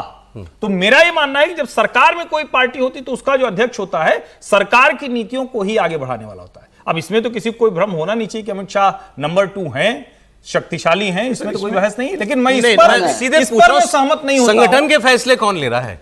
नहीं, संगठन के फैसले निश्चित तौर पर जेपी नड्डा ले रहे हैं। अच्छा, इसमें कहीं कोई भ्रम नहीं, बिल्कुल ठीक नहीं है। जेपी नड्डा साहब के पास तो मिलने नहीं जाते लोग। ऐसा बिल्कुल जो पार्टी में नए लोग आए, जिन पार्टियों के साथ आपने समझौता किए, जिन पार्टियों के साथ आपने सरकार बनाई, उनमें से कोई भी फैसला अमित शाह के बिना किसी, अमित शाह के अलावा किसी ने नहीं किया। बिना अलग बात है, नहीं, अमित शाह के अलावा किसी ने नहीं किया, मैं इसको कहता हूं। और उड़ीसा में तो हद हो गई कि उड़ीसा में तो प्रधानमंत्री जी नवीन पटनायक को भरोसा दे आए कि हम 7 चुनाव लड़ेंगे, और फिर अमित शाह जी ने कहा कि नहीं, ये नहीं चलेगा, हमारी पार्टी संगठन में बिल्कुल ठीक बात है सर। अलायंस वाली बात अलग है, अलायंस के लिए वो बात अलग है कि पार्टी में रीथिंक हो कि ये करना चाहिए कि नहीं करना। लेकिन वो तो, लेकिन अध्यक्ष जी पर कोई फैसला नहीं होता अमित शाह के बिना की बात, इसको ज्यादा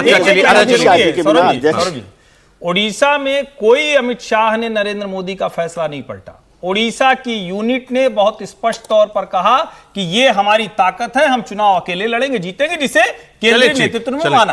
अमित शाह ने मोदी का फैसला पलटा है। आप देखें साहब, ओडिशा के संदर्भ में मैं जानता हूं 21 जुलाई की तारीख आई है प्रोग्राम में, अब ये तब तक मिलता है राष्ट्रीय अध्यक्ष या नहीं मिलता। महाराष्ट्र से खबर आपको देते हैं। महाराष्ट्र में खबर ये चल रही है कि विपक्षी खेमा महाविकास आघाड़ी में भी सब कुछ ठीक नहीं है।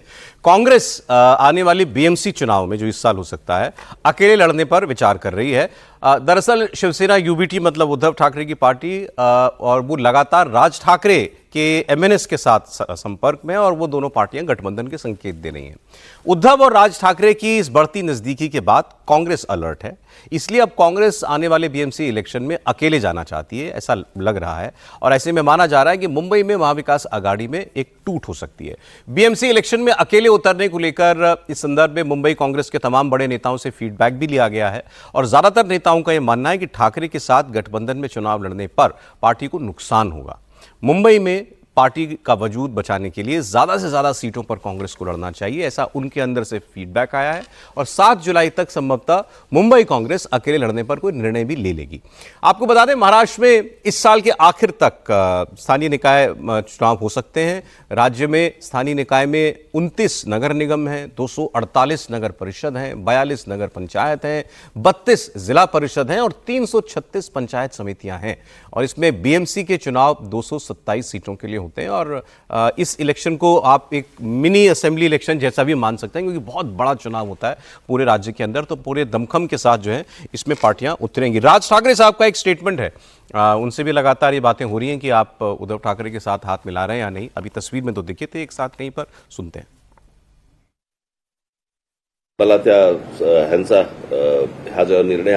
सरकार के फैसला रद्द करने के बाद मुझे संजय राउत का फोन आया था। उन्होंने मुझसे कहा अब आगे क्या करना है। मैंने उनसे कहा कि अब मोर्चा तो रद्द ही करना होगा। उन्होंने कहा क्या हम 5 जुलाई को विजय सभा कर सकते हैं। मैंने कहा हाँ बिल्कुल कर सकते हैं। मैंने कहा 5 जुलाई को विजय उत्सव सभा करेंगे, पर अभी आप सभा की जगह मत घोषित कीजिए। मुझे अपने नेताओं के साथ बात करनी होगी, उनसे बात कर ही हम कुछ तय करेंगे। विजय सभा तो होगी, पर आप इसमें राजनीतिक बैनर मत लगाइए। ये कोई राजनीतिक सभा नहीं होगी, गैर राजनीतिक सभा होगी, क्योंकि मराठी मानुस की एकता की जीत हुई है। ये मराठी की जीत है। सभा कहां होगी ये हम आपको बताएंगे। चुनाव आते जाते हैं, गठबंधन बनते बिगड़ते हैं, पर मराठी टिकनी चाहिए। जब चुनाव आएगा तो गठबंधन पर सोचेंगे। अब एक्चुअली जो 3 लैंग्वेज पॉलिसी हिंदी स्कूलों में पढ़ाने को लेकर सरकार ने जो फैसला अपना वापस लिया है, उसकी वो बात कर रहे थे कि पहले ये विरोध में मार्च निकालने वाले थे, सरकार ने फैसला ले लिया तो विजय सभा करना चाहते हैं। लेकिन गठबंधन को लेकर के क्यों कोई क्लियर बात राज ठाकरे ने नहीं की? उन्होंने कहा जब चुनाव आएगा तब देखेंगे। देखिए, राज ठाकरे और उद्धव ठाकरे के गठबंधन का जिक्र करूं उसके पहले मैं जो चर्चा हो रही है कि भाई अब कांग्रेस अलग चुनाव लड़ने के लिए लड़ रही है। नवंबर में चुनाव हुए थे महाराष्ट्र विधानसभा चुनाव के, उस परिणाम आने के बाद क्या उद्धव ठाकरे ने कभी कांग्रेस के किसी नेता के साथ बैठक की? कल ही तो विधानसभा का सत्र शुरू हुआ है महाराष्ट्र का।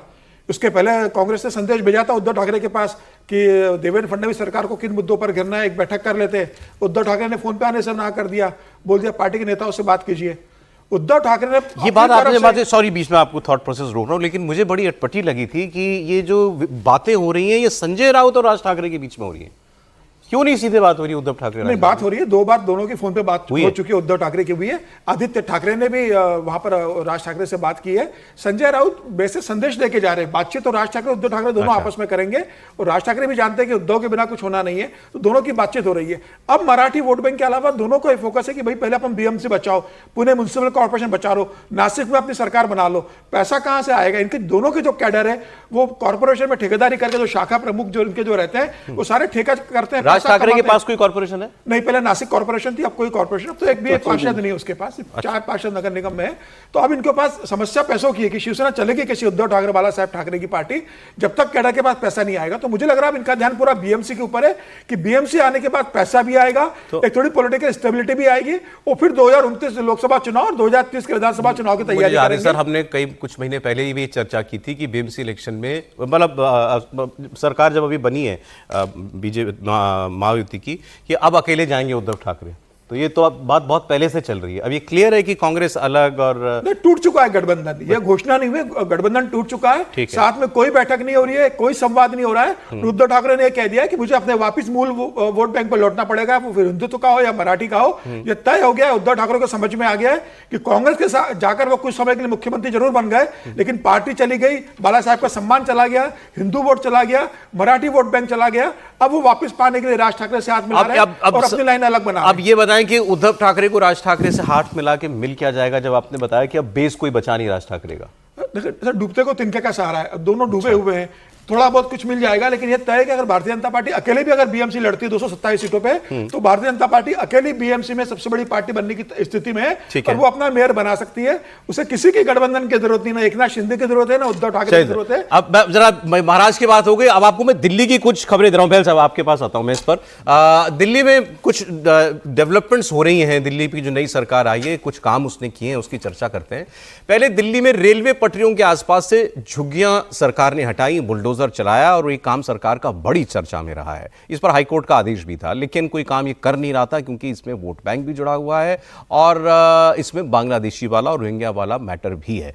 अब रेलवे पटरियों से झुग्गियां हटाने के बाद दिल्ली की रेखा गुप्ता सरकार पुरानी दिल्ली रेलवे स्टेशन को लेकर चर्चा में है।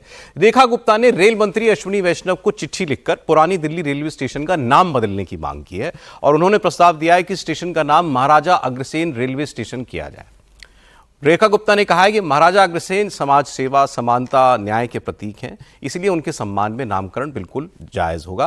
मुख्यमंत्री रेखा गुप्ता की ओर से एक चिट्ठी 19 जून को लिखी गई थी, जिसकी जानकारी अब जाकर के पब्लिक हुई है। हालांकि रेलवे की तरफ से अभी तक इस प्रस्ताव पर कोई रिएक्शन नहीं आया है। दिल्ली सरकार की इस पहल को दिल्ली के अंदर वैश्य वोट, बनिया वोट जो है, उसको लेकर एक देश भर में मैसेज देने के लिहाज से उठाया गया कदम देखा जा रहा है कि दिल्ली में अरविंद केजरीवाल हों, खुद रेखा गुप्ता हों, दिल्ली के स्पीकर हैं विजेंद्र गुप्ता, तीनों वैश्य समाज से आते हैं, बीजेपी का पुराना वोट बैंक भी है और इसलिए पुरानी दिल्ली रेलवे स्टेशन का नाम वैश्य समाज के एक बहुत बड़े नायक माने जाते हैं महाराजा अग्रसेन, उनके नाम पर रखने का ये जो विचार है ये मुख्यमंत्री की तरफ से आया। तो इसके पीछे एक पॉलिटिकल कंसिडरेशन भी है। इसकी बात मैं करूं, लेकिन सर पहले जो वो मैं बात कर रहा था रेलवे ट्रैक से जो झुग्गियां हटाई गई, इसको लेकर दिल्ली इस बड़ी पॉलिटिक्स बहुत हुई। इसको लेकर दिल्ली के अंदर आम आदमी पार्टी ने कहा आप गरीबों के घर उजाड़ रहे हैं। इस पर कोर्ट का ऑर्डर है, इसको एक मतलब सिक्योरिटी मैटर के तौर पर देखा गया है, लेकिन फिर भी इस पर राजनीति हुई। बिल्कुल सही कह रहे हैं आप। ये बहुत ही इंपॉर्टेंट है कि जो रेलवे लाइंस और जो रेलवे ट्रैक्स जहां से भी जाते हैं उसके आसपास कोई भी ऐसी अतिक्रमण ना हो जिसकी वजह से वो कल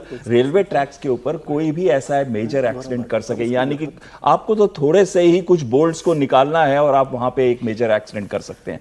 तो कहीं ना कहीं ये बहुत इंपॉर्टेंट है सिक्योरिटी ऑफ रेलवेज के लिए, बड़े एक्सीडेंट्स को रोकने के लिए। और खासकर भारत के अंदर जब 2 करोड़ से ऊपर बांग्लादेशीज इलीगली रह रहे हैं, कई पाकिस्तानी इलीगली रह रहे हैं, तो और वो रहते कहां पे? वो ज्यादातर रहते हैं लो मिडिल इनकम ग्रुप्स के अंदर या फिर जो झुग्गी झोपड़ीज हैं इनके अंदर। तो इनको हटाना एक बहुत जरूरी और एक अहम कदम बन गया था जी।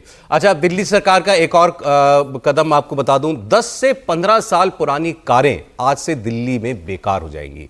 देश की राजधानी में आज से 10 साल पुरानी डीजल और 15 साल पुरानी पेट्रोल की गाड़ियां नहीं चल पाएंगी। अभी आदेश तो बहुत पुराना है, ये 10 साल की डीजल की गाड़ी जो होगी वो स्क्रैप कर दी जाएगी और 15 साल तक चलेगी पेट्रोल की गाड़ी, उसके बाद वो बंद हो जाएगी। लेकिन लीगली बहुत सारी गाड़ियां चल रही हैं। अब दिल्ली की सरकार ने आदेश निकाला है कि इनको रोकने का एक तरीका है कि इनको तेल ही मत दो। तो अब पेट्रोल पंप्स पर यह व्यवस्था की जा रही है कि ऐसी गाड़ियों को तेल नहीं मिलेगा। ऐसी गाड़ियां दिल्ली में पकड़ी अगर जाती हैं तो इन पर कानूनी एक्शन होगा, इनको सीधे जब्त किया जाएगा और इनको स्क्रैप में डाल दिया जाएगा, यानी इनको तोड़ दिया जाएगा। अगर गाड़ियां दिल्ली के बाहर से आ रही हैं तो उनकी दिल्ली में एंट्री ही ना हो, उन्हें दिल्ली में घुसने ना दिया जाए, इसकी व्यवस्था होगी। दिल्ली में ऐसी गाड़ियां चलती हुई अगर मिली तो उनका चालान होगा जो कि 10 से 20 हज़ार रुपए का हो सकता है। कैमरे के जरिए पकड़े जाने पर तुरंत ऑनलाइन चालान होगा, उसके बाद कानूनी एक्शन भी इनके ऊपर लिया जाएगा। और 4 व्हीलर्स पर 10 हज़ार रुपए का चालान है और 2 व्हीलर्स पर 5 हज़ार रुपए का चालान है। दिल्ली में पुरानी गाड़ियों की पहचान कैसे होगी, अब इसका भी एक इंतजाम किया गया है।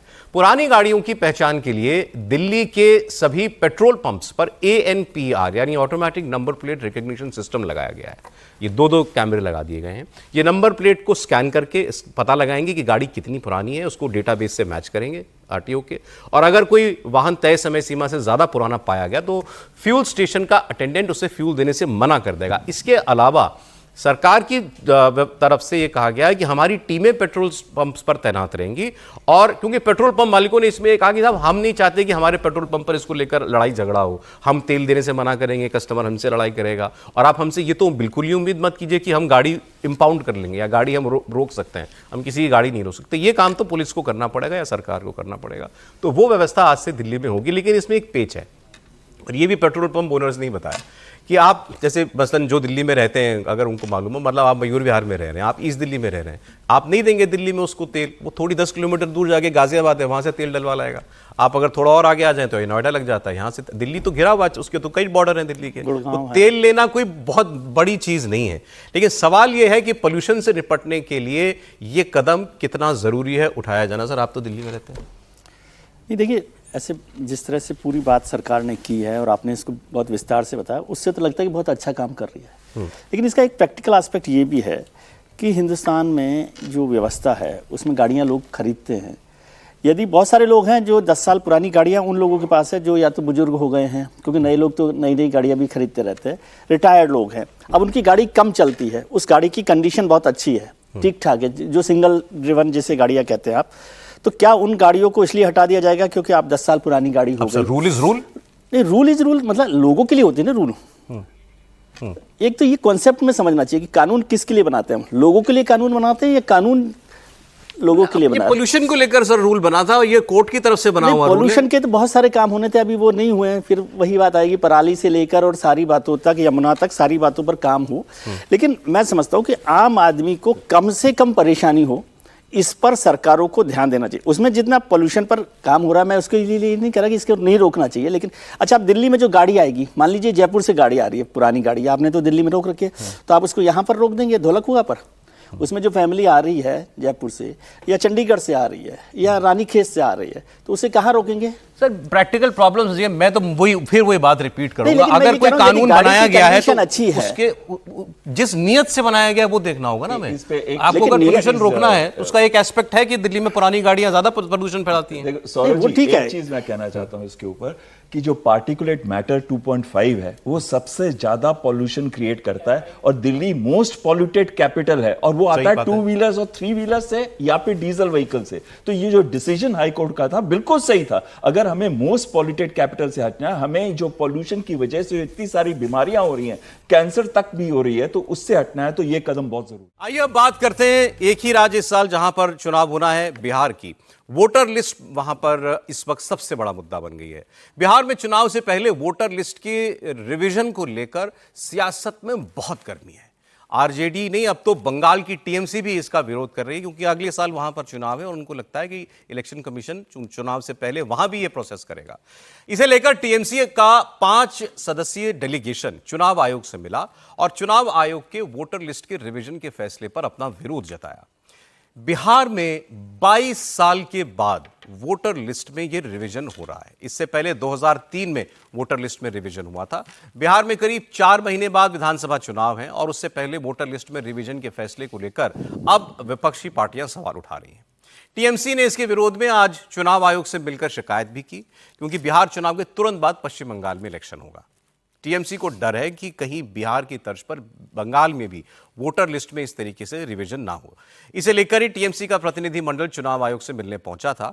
दूसरी तरफ वोटर लिस्ट के पुनरीक्षण पर तेजस्वी यादव बार बार सवाल खड़े कर रहे हैं। उन्होंने कहा कि जानबूझकर बीजेपी को फायदा पहुंचाने के लिए चुनाव आयोग ऐसा कर रहा है, इससे लोगों को नुकसान होगा। तेजस्वी ने कहा कि आरजेडी के वोटर्स का नाम हटाने की साजिश है, ये गरीबों का नाम काटा जाएगा और वोट देने का अधिकार छीना जा रहा है। 2024 में तो इलेक्शन हुआ, 2024 में जो इलेक्शन हुआ है उसको क्यों नहीं बेस्ट लेवल पकड़ता है? आप 2003 के क्यों पकड़ता है?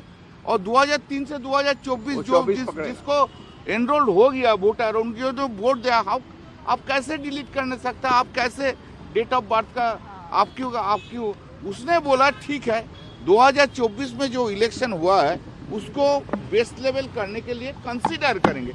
हम लोग को जो बोला ना आज के वो जो फिरोज जी ने जो बोला, और हमने हम लोग जो पॉइंट, संविधान में बाबा साहब ने हम लोगों को अधिकार दिया है वोट का। लालू जी कहते हैं वोट का राज मतलब छोट का राज। ये आप लोगों को पहले वोटर लिस्ट से हटाएगा, फिर पेंशन लिस्ट से हटाएगा, फिर राशन लिस्ट से हटाने का काम करेगा। ये सरकार गरीब की सरकार नहीं, केवल अमीरों की सरकार है। इसलिए सचेत रहिएगा। हमने अपने पार्टी के लोगों को सचेत कर दिया है अपने गठबंधन के लोगों को सचेत कर दिया है कि किसी भी कीमत पे हमारा आदिवासी भाई, दलित भाई, पिछड़ा भाई, अति पिछड़ा भाई, अल्पसंख्यक भाई का एक वोटर लिस्ट से नाम ना कटे, उसके लिए सचेत हम सब लोगों को रहना है। ये जो पॉलिटिकल पार्टी इस पर खामोशी अख्तियार की हुई है, जो सत्ता में आना चाह रहे हैं, तुमने कितने हजार वोट से सत्ता को खो दिया? यह अलग बात है कि तुमने बेईमानी करके हमारे 4 बेईमानों को खरीद लिया, अलग बात है, मगर ये होश के नाखून लो, इस पर जागो। देखिए, मौत के बाद रोना बेकार है। अभी तुम मरे नहीं हो सियासी तौर पर, देख लो, जिंदा रहने के लिए होश में आ जाओ। अगर घुसपैठी है तो फिर 2024 के चुनाव में घुसपैठी वोट डाले थे क्या? अगर घुसपैठी है, चलिए मान लिए, तो क्या 2024 के चुनाव में इसीलिए ये रिजल्ट आया क्या? तो फिर हम क्वेश्चन करेंगे 2024 के चुनाव को भी, रिजल्ट को भी। फिर आपने देखा सारे विपक्षी दल सवाल उठा रहे हैं। ओवैसी साहब जो कह रहे थे वो एक मुद्दा है कि इसमें इलीगल इमिग्रेंट्स बाहर से घुसपैठियां आए, उनके नाम ना हो, बाकी लेकिन और भी विषय होते हैं जब इलेक्टोरल रूल्स का रिव्यू किए जाते हैं। अब सबसे पहले तो मैं आपको ये बताता हूं कि इस जो ये प्रक्रिया हो रही है, इसका नाम है special intensive revision. Election commission कई प्रकार के रिवीजन करता है इलेक्टोरल रूल्स में, लेकिन ये जो स्पेशल इंटेंसिव रिवीजन है ये बहुत रेयर होते हैं। जैसे 1952 से लेके अब 2004 तक केवल 9 बार, इतने वर्षों के अंदर केवल 52 वर्षों में 9 बार ऐसे स्पेशल इंटेंसिव रिवीजन हुए हैं इलेक्टोरल पोल्स के। लेकिन इसमें जो नया बिहार में हो रहा है वो ये कि कभी किसी राज्य के इलेक्शन से 4-5 महीना पहले इतनी बड़ी प्रक्रिया अंजाम नहीं दी गई है। इलेक्शन कमीशन ने कभी ऐसा नहीं किया, इसलिए इस बार इसको लेकर के सवाल उठ रहे हैं और इसको बेस बनाया है इस बार 2003 के इलेक्टोरल रोल को इलेक्शन कमीशन ने। अब ये भी एक नई बात है, क्योंकि जब ये इतना इंटेंसिव रिव्यू होता है तो वो उसका सीधा मतलब होता है, इसमें का जो टेक्निकल टर्म में पढ़ रहा था उसको बोलते हैं डिनोवो इलेक्टोरल रूल, मतलब स्क्रैच से सब आपने पुराना हटा दिया, स्क्रैच से आप एक नया इलेक्टोरल रूल बनाएंगे कि भाई इतने मतदाता हैं। अब उसमें पुराने किसी रिकॉर्ड का कोई मतलब ही नहीं है। आप घर घर जाएंगे, वेरीफाई करेंगे, कम से कम 2 विजिट होती हैं इसमें किसी भी अधिकारी की एक घर के अंदर कंफर्म करने के लिए, वेरीफाई करने के लिए, और आप एक नए सिरे से इलेक्टोरल रूल तैयार करते हैं। लेकिन इस बार आप बेस 2003 का लेकर के चल रहे हैं। तो ये सारे प्रश्न हैं और इसको सबसे बड़ा सवाल तो ये कि ये पूरा हो पाएगा कि नहीं हो पाएगा 4 महीने के अंदर। त्रिपाठी जी, अब इसमें विपक्ष के कंसर्न जायज है या नहीं? नहीं, कंसर्न, ये वाला कंसर्न बिल्कुल जायज है। मतलब मैं बार बार कहता हूं कि दरअसल विपक्ष की मुश्किल क्या है कि वो किसी भी बात पर सिर्फ विरोध पे आ जाते हैं, तो जो असली मूल मुद्दा होता है वो भी नहीं सुनाई देता है। जैसे वो तुरंत क्या कहने लगते हैं, हमारा वोटर काट दिया। कहां से पहचान के काट दिया भाई? वो मुसलमानों को काट देंगे, हमारे मतदाता समूह को किनारे कर देंगे, प्रवासी को। ये मुद्दा है ही नहीं। मुद्दा ये है कि क्या मतदाता सूची पूरी तरह से पक्की, दुरुस्त, ठोक बजा के नहीं बननी चाहिए? बिल्कुल बननी चाहिए, लोकतंत्र का मूल आधार है। क्या इतने समय में हो पाएगा? मुश्किल दिख रही। मैंने पहले भी कहा, फिर दोहरा रहा हूं, सभी राजनीतिक दलों को जाकर कहना चाहिए कि अगर मतदाता सूची का इतना गहन पुनरीक्षण हो रहा है तो उसके लिए इतना समय लगेगा। अगर चुनाव आयोग कोई तरीका बताता है कि इससे जल्दी हो जाएगा तो हमारे लोगों को साथ रख के, जो उनके प्रतिनिधि हैं उनको साथ रख के करिए, या इस चुनाव की तारीख को और आप आगे बढ़ा दीजिए। ऐसा तो हुआ नहीं है कि कभी भी कोई चुनाव बढ़ाया नहीं गया, और किसी भी चुनाव को अगर कोई विशेष परिस्थिति आती है तो 6 महीने तक के लिए टालने का अधिकार तो सदन भी रखता है। तो मुझे लगता है कि यह ज्यादा महत्वपूर्ण है। और अगर बिहार ही क्यों, बिहार में क्यों हो रहा है? नहीं, यह सवाल तो एक ऐसा है ना कि अभी बंगाल में तो हुआ नहीं, तो कहेंगे बंगाल ही क्यों? इसीलिए तो 1 नेशन 1 इलेक्शन कहा जाता है। तो उस पर कहते हैं 1 नेशन 1 इलेक्शन क्यों? देखिए, यह वाला मुझे नहीं समझ में आता है। किसी भी चुनाव के पहले ये क्यों, ये सवाल होगा। अगर लोकसभा के पहले कहते तो कहते देखो मोदी जी ने तय कर लिया 400 पार, इसलिए ये कर रहे हैं, यही कहते ना। अब तो हो गया ना भाई। अब आज ओवैसी कह रहे हैं ना, आपने 2024 के इलेक्शन से पहले क्यों नहीं किया? फिर हम सवाल उठाते हैं कि उस वक्त बोगस वोटर थे। नहीं, मैं कह तो रहा हूं कि जो भी बोगस वोटर है, जो भी डुप्लीकेसी है, राज्य के चुनाव में वो डुप्लीकेसी की संभावना बिहार में सबसे ज्यादा होती है, क्योंकि वहां सबसे ज्यादा माइग्रेटेड लोग हैं। दूसरा, जब हम कहते हैं घुसपैठ का, तो हर राज्य की समस्या है। आप फिर एनआरसी की बात आती है तो वहां हट जाते हैं। मुझे लगता है इस देश को अपने हर नागरिक, हर मतदाता की पहचान करने की सख्त, आप कह रहे हैं इस प्रक्रिया में कोई गलती नहीं है करने में, लेकिन यह हो पाए और कैसे किया जाएगा, इस पर सवाल, इसको भरोसा में लेना चाहिए। बिना उसके कैसे चलेगा? देखिए प्रक्रिया बहुत अच्छी है चुनाव आयोग की, लेकिन सबसे बड़ी चुनौती चुनाव आयोग के सामने है कि चुनाव आयोग डिक्लेयर कर चुका है कि 30 सितंबर को हम फाइनल बिहार की मतदाता सूची जारी करेंगे। 26 जून से 26 जुलाई तक वो पुनरीक्षण कर रहा है। अगस्त में आपको अपना अगर नाम नहीं है तो आप अगस्त में आप जाकर अपनी शिकायत दर्ज कर सकते चुनाव आयोग को, और 30 सितंबर को चुनाव आयोग फाइनल सूची जारी कर देगा। तो क्या इतने बड़े बिहार राज्य में 90 दिन के अंदर चुनाव आयोग बहुत अच्छे से इसे मैनेज कर लेगा? मुझे लग रहा है चुनाव आयोग के सामने बहुत बड़ी चुनौती है। लेकिन जरूरी यह भी होना कि जिस तरीके से बिहार में बांग्लादेशी घुसपैठी है, दूसरे तरह के घुसपैठ के लोग वोटिंग करते हैं, तो एक बार इसकी सफाई होना जरूरी है। अब साधन संसाधन सुविधा कितनी चुनाव आयोग के पास है, उनका एम्प्लॉय कितने इफेक्टिवली काम करते हैं। चुनाव आयोग ने एक बहुत अच्छी व्यवस्था दी है कि ऑनलाइन से भी आप फॉर्म डाउनलोड कर सकते हो, ऑनलाइन भर सकते हो। अगर आप बिहार में नहीं रह रहे हो, नौकरी के लिए आप बाहर हो, वोटर आप बिहार के हो, तो आपको घर आने की जरूरत नहीं है हमारे वेरिफिकेशन के लिए। आप डाउनलोड कीजिए फॉर्म, उसको फिलअप कीजिए और वो भेज दिया, मुझसे वेरिफिकेशन कर लेंगे। तो तमाम तरह के विकल्प चुनाव आयोग दे रहा है कि आप अपना नाम वापिस इसमें शामिल कीजिए। तो मुझे लग रहा है ये प्रक्रिया बहुत अच्छी है और ये होना चाहिए थी। अब बिहार चुनाव के बाद होती है या पहले होती है, बात का प्रश्न है। अब हुई है तो बेहतर तरीके से हो और जो फर्जी नाम है वो उसमें से हट जाए। बैल साहब, बिल्कुल, इसमें ये बात तो बिल्कुल सही है कि 2 करोड़ के करीब जो इलीगल हैं या कई और जगह से भी आए इलीगल वोटर लिस्ट के अंदर है, तो उसके लिए जरूरी है प्रक्रिया, इसमें तो कोई डाउट नहीं है। लेकिन प्रॉब्लम कहां आती है कि 13 करोड़ पॉपुलेशन है जिसमें नियरली 8 करोड़ का रिवीजन चेक होगा। और दूसरी बात यह आती है कि जो 70% वहां की एज है वो 35 साल या उससे नीचे है, और ज्यादातर रिवीजन की जरूरत पड़ेगी उस एज ग्रुप की जहां पे वो यंग एज ग्रुप है। और तीसरी चीज आती है, बहुत महत्वपूर्ण आती है, वो ये है कि ये 38 डिस्ट्रिक्ट्स के अंदर होगा। और इसमें क्या है, मॉनसून का पीरियड है। इस पीरियड के अंदर पिछले साल 12 ब्रिजेस गिरे थे अगर आपको याद हो, और एक ब्रिज 50 विलेजेस को कनेक्ट करता है। और आखिरी चीज आती है इसके अंदर, वो है कि जो बहुत सारे परसेंटेज है, 61.8% लिटरेसी रेट है बिहार का, यानी कि वो 11% कम है नेशनल एवरेज से। वो लिटरेसी है, लेकिन जो एक्चुअल पढ़ लिख सकते हैं या जिनके पास पेपर्स होंगे उसके ऊपर बहुत सारे प्रश्न उठ जाएंगे कि वो फॉर्म कैसे भरा जाएगा, डॉक्यूमेंट कहां से दिया जाएगा। सर देखिए, ये प्रक्रिया है उसमें कोई आपत्ति नहीं है, लेकिन सवाल ये, जब आप कह रहे हैं इंटेंसिव रिवीजन, तो इंटेंसिव रिवीजन और आप कह रहे हैं मतलब स्क्रैच से शुरू करेंगे, तो जाहिर है कि उस पर और ज़्यादा वक्त लगेगा। तो क्या इतने कम समय में ये काम हो पाएगा? मैं पिछले 4-5 दिन से देख रहा हूँ कि इलेक्शन कमीशन खुद ही भरोसा नहीं है। वो अपने जो उसने आदेश जारी किए हैं उसमें बहुत सारों में बदलाव कर दिए, यदि आपको याद नहीं हो तो। इसमें कई चीज़ें जो पहले उन्होंने कंडीशंस लगाई थी उसको वो विड्रॉ करते जा रहे हैं। दूसरी बात, जिन लोगों को करना है वो भी अभी अपॉइंट नहीं हुए हैं, फिर उनकी ट्रेनिंग होनी है, फिर उसके बाद वो काम होना है। लेकिन इससे महत्वपूर्ण सवाल क्या है कि एक तो ये है कि इसको क्या पूरा कर पाएंगे, ठीक से कर पाएंगे। मैं उस पर नहीं जा रहा कि बिहार में क्यों, भी बिल्कुल ठीक बात है, कहीं से भी करेंगे तो वो शुरू होगा कि बिहार में क्यों 2024 से पहले होना, तो 2024 से पहले क्यों। लेकिन एक वक्त पूरा मिलता है, जैसे अभी उत्तर प्रदेश के चुनाव 2 साल बाद होने वाले हैं, तो उत्तर प्रदेश में शुरू कर लेते इसको कि भाई बड़ा राज्य है वहाँ पर शुरू कर ले। लेकिन ये परेशानी क्यों हो रही है? परेशानी की बड़ी वजह यह है कि इलेक्शन कमीशन को लेकर ट्रस्ट डेफिसिट पैदा हुआ है, समझे। इलेक्शन कमीशन के जो अभी तक का कामकाज रहा है उसमें भले ही उसने सब चुनाव करवाए, बहुत सारी सरकारें बदली, लेकिन जो विपक्ष की पार्टियां हैं उनको उसमें भरोसा कम रहा है और बार बार लगता है हमारे सवालों के जवाब नहीं, हमारे सवालों का जवाब वो नहीं देते। तो ये जब तक भरोसा पैदा नहीं करेंगे, ठीक है, पहले ये भरोसा तो पैदा करें कि आप जो काम, इसलिए वो हर दिन सवाल खड़ा करते हैं, जो भी आप करते हैं उस पर वो सवाल खड़ा करते हैं। तो पहले ट्रस्ट पैदा करें इलेक्शन। आइए अगली खबर पढ़ते हैं। यूपी के इटावा में यादव समाज के कथावाचक के साथ बदसलूकी का मामला आपने देखा था, पूरा प्रकरण अब ये पूरी तरीके से पॉलिटिकल हो चुका है।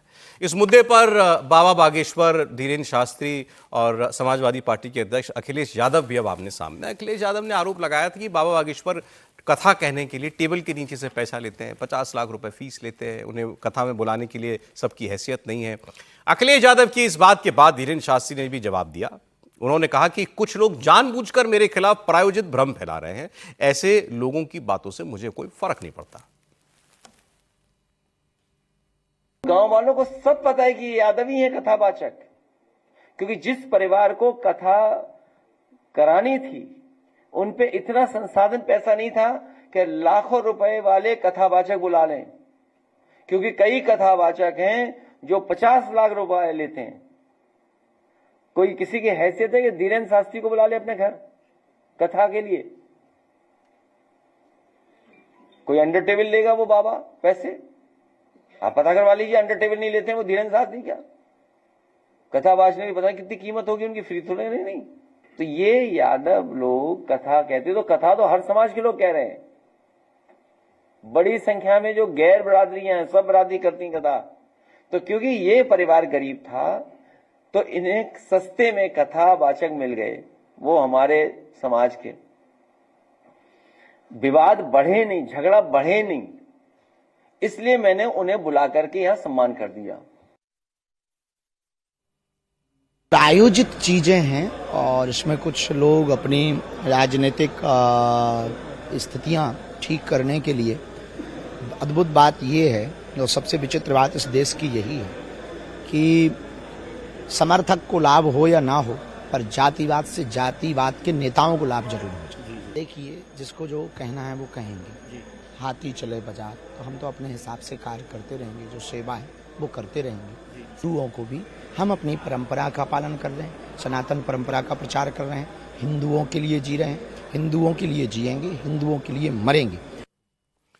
अच्छा, एक खबर हमने कल भी इस पर बात की थी जब अखिलेश यादव का स्टेटमेंट आया था। आज अखिलेश यादव ने साफ किया, माफ कीजिए, धीरेन्द्र शास्त्री ने साफ कर दिया कि मुझे फर्क नहीं पड़ता, कोई कुछ कहता रहे। और उन्होंने ये भी कह दिया कि इस सबसे फायदा नेता को होगा, समाज से कोई लेना देना नहीं है, लेकिन नेता को इसका फायदा जरूर मिलेगा जातिवादी बातें करके। त्रिपाठी जी, नहीं, मुझे लगता है कि जो धीरेन्द्र शास्त्री कह रहे हैं उसको अगर यूं भी समझें तो अखिलेश यादव ये सब जब कहते हैं तो हो सकता है कि उनका जो बाबा बागेश्वर का समर्थक है वो और मजबूत हो जाए, क्योंकि जब नेता इस तरह से किसी पर हमला करता है, और इसको पता नहीं, मैं समझ नहीं पा रहा हूं, अखिलेश यादव कई बार एकदम से कुछ अलग धारा में जाते दिखते हैं। क्या अखिलेश यादव की तरह शानो शौकत से इतने बढ़िया शानदार व्हाइट हाउस में हर समाजवादी पार्टी कार्यकर्ता रह सकता है? क्या संभव है क्या? और इस पर हम लोग बार बार बहस करें कि हर एक का बाबा बागेश्वर ने, व्हाइट हाउस उनका जो घर है व्हाइट हाउस जैसा ही है, भव्य दिव्य घर है, वो अक्सर उसके चित्र आते रहते हैं। तो मेरा ये कहना है कि ठीक है, आप ये कहें, और जो नहीं बुला पाएगा वो नहीं बुलाएगा, ये तो बड़ी सीधी सी बात है। जिसको जो भागवत कथा कहनी है, और अच्छा है कि इस बहाने देश में लोगों को पता चल रहा है कि हर क्षेत्र में हर जाति का कथावाचक है। बिल्कुल। और जो भी ये कहे कि सिर्फ ब्राह्मण कथा कह सकता है कि उसके विचार नीच हैं, क्योंकि कथा कहने के लिए, भगवान की कथा कहने के लिए किसी जाति का कोई, लेकिन हाँ एक बात जरूर है, आचरण तो ठीक रखना पड़ेगा, ये तो बहुत जरूरी है। अगर आचरण ठीक नहीं है तो फिर सवाल खड़ा होगा, वरना किसी पर कहां सवाल खड़ा होता है, कितने लोग किस जाति के कहां से, और कोई पूछता भी नहीं है भाई। अभी बड़ा सुंदर एक बरेली के डॉक्टर साहब यादव जी हैं, उनका आ रहा है कि हमको ब्राह्मणों ने बुलाया और इतनी माला पहना दी कि हमारे वजन से ज्यादा माला हो गई। तो सम्मान तो आपको आपके आचरण व्यवहार से मिलता है, लेकिन अखिलेश यादव इसमें क्या खोजना चाह रहे हैं, किसको निशाने पर लेना चाह रहे हैं, ये अब तक नहीं समझ। अब देखिए इसमें अखिलेश यादव अगली किस्त जारी करते हैं नहीं बयानों की। अच्छा, आज 1 जुलाई से देश में कई बड़े परिवर्तन भी हो रहे हैं, जरा वो मैं आपको बता दूं। वो सारे बदलाव क्योंकि आपकी रोजमर्रा की जिंदगी से जुड़े हुए हैं, इसलिए आप इनको जाने बेहतर होगा। एक एक करके मैं आपको बता रहा हूं। सबसे पहला बड़ा बदलाव यह है कि आज से रेलवे से लंबी दूरी का सफर करना महंगा हो गया है। ट्रेन में नॉन एसी और एसी क्लास दोनों के टिकट के दाम बढ़ गए हैं। नॉन एसी के टिकट के दाम प्रति किलोमीटर 1 पैसे और एसी क्लास के 2 पैसे बढ़ाए गए हैं। हालांकि ये इजाफा 1000 किलोमीटर से ज्यादा की दूरी करने पर लागू होगा। सेकंड क्लास में 500 किलोमीटर सफर की कीमतों में बदलाव नहीं हुआ है। यात्रा 500 किलोमीटर से ज्यादा की है तो प्रति किलोमीटर आधा पैसा एक्स्ट्रा दाम देना होगा। सुनने में बड़ा छोटा छोटा लग रहा है। वहीं दूसरा बड़ा बदलाव हुआ है तत्काल टिकट की बुकिंग को लेकर। आज से बिना आधार कार्ड वेरिफिकेशन के आप तत्काल टिकट नहीं बुक कर सकते, यानी जो आधार वेरीफाइड यूजर्स हैं, अकाउंट जिनका है, वही तत्काल टिकट बुक कर पाएंगे। 15 जुलाई से आधार आधारित ओटीपी वेरिफिकेशन भी जरूरी हो जाएगा। और इंपॉर्टेंट यह है कि रेलवे एजेंट तत्काल बुकिंग शुरू होने के पहले 30 मिनट तक टिकट बुक नहीं कर सकते। इसके अलावा रिजर्वेशन चार्ट में बदलाव होगा। अब से पहले तक रिजर्वेशन चार्ट ट्रेन रवाना होने से 4 घंटे पहले जारी होता था, अब रिजर्वेशन चार्ट 8 घंटे पहले ही बन जाएगा। तो ये एक बदलाव था। और भी कुछ है। आज से क्रेडिट कार्ड के बिल भरने के नियम को लेकर ही बदलाव हुआ है। क्रेडिट कार्ड को लेकर के आरबीआई की तरफ से नया नियम लागू किया जा रहा है, जिसके बाद 1 जुलाई से सारे प्राइवेट और सरकारी बैंकों के नियमों में कुछ परिवर्तन है। सारे क्रेडिट कार्ड धारकों को भारत बिल पेमेंट सिस्टम के जरिए भुगतान करना होगा और इसके बाद से BillDesk, Infibeam, Avenue, CRED और फोन पे जो ये प्लेटफॉर्म्स थे जो अभी तक जिनसे आप अपना क्रेडिट कार्ड का पेमेंट करते थे, उन पर असर पड़ेगा। आज से यूपीआई चार्जबैक का नियम भी लागू हुआ है। रिजेक्ट हुए चार्ज बैंक क्लेम को अब फिर से प्रोसेस करने के लिए बैंकों को एनपीसीआई यानी national payment corporation of India से मंजूरी लेनी पड़ती थी, लेकिन अब पिछले महीने की 20 तारीख को जो नए नियम का ऐलान किया गया है उसके मुताबिक बिना एनपीसीआई की मंजूरी के ही बैंक चार्जबैक क्लेम फिर से प्रोसेस कर पाएंगे। नए पैन कार्ड बनवाने के लिए भी नए नियम लागू हो गए। नए पैन कार्ड बनवाने के लिए अनिवार्य तौर पर आधार देना ही होगा। इससे पहले पैन कार्ड बनवाने के लिए किसी भी बर्थ सर्टिफिकेट का या कोई और वैलिड डॉक्यूमेंट से काम चल जाता था। अब सीबीडीटी ने आधार वेरिफिकेशन का जो नियम है वो लागू कर दिया है। कमर्शियल सिलेंडर के दाम में बदलाव हुआ है। आज से कमर्शियल सिलेंडर सस्ता हो गया है। इंडियन ऑयल कॉर्पोरेशन लिमिटेड के मुताबिक दिल्ली में कमर्शियल सिलेंडर 58 रुपए 50 पैसे, कोलकाता में 57 रुपए, मुंबई में 58, चेन्नई में 57.5 रुपए प्रति सिलेंडर सस्ता हुआ है। और ऐसा लगातार चौथा महीना है जब कमर्शियल सिलेंडर के दाम में गिरावट देखने को मिल रही है। तो ये कुछ छोटी छोटी खबरें थी। सर, आप पर कितनों का असर पड़ेगा? क्रेडिट कार्ड वाले का तो पड़ेगा। क्रेडिट कार्ड का मैं एक चीज़ देख रहा था कि सारी चीज़ों में आधार कार्ड को जरूरी किया, अच्छी बात है, लेकिन वहाँ पर बिहार में रिवीजन में उन्होंने आधार कार्ड को नहीं माना है। कोई कन्फ्यूजन है क्या? मतलब इलेक्शन कमीशन के लिए आधार कार्ड ठीक नहीं है, बाकी सारी सरकार के लिए आधार कार्ड जरूरी है। तो इस पर भी इलेक्शन कमीशन को विचार करना चाहिए कि कैसे है।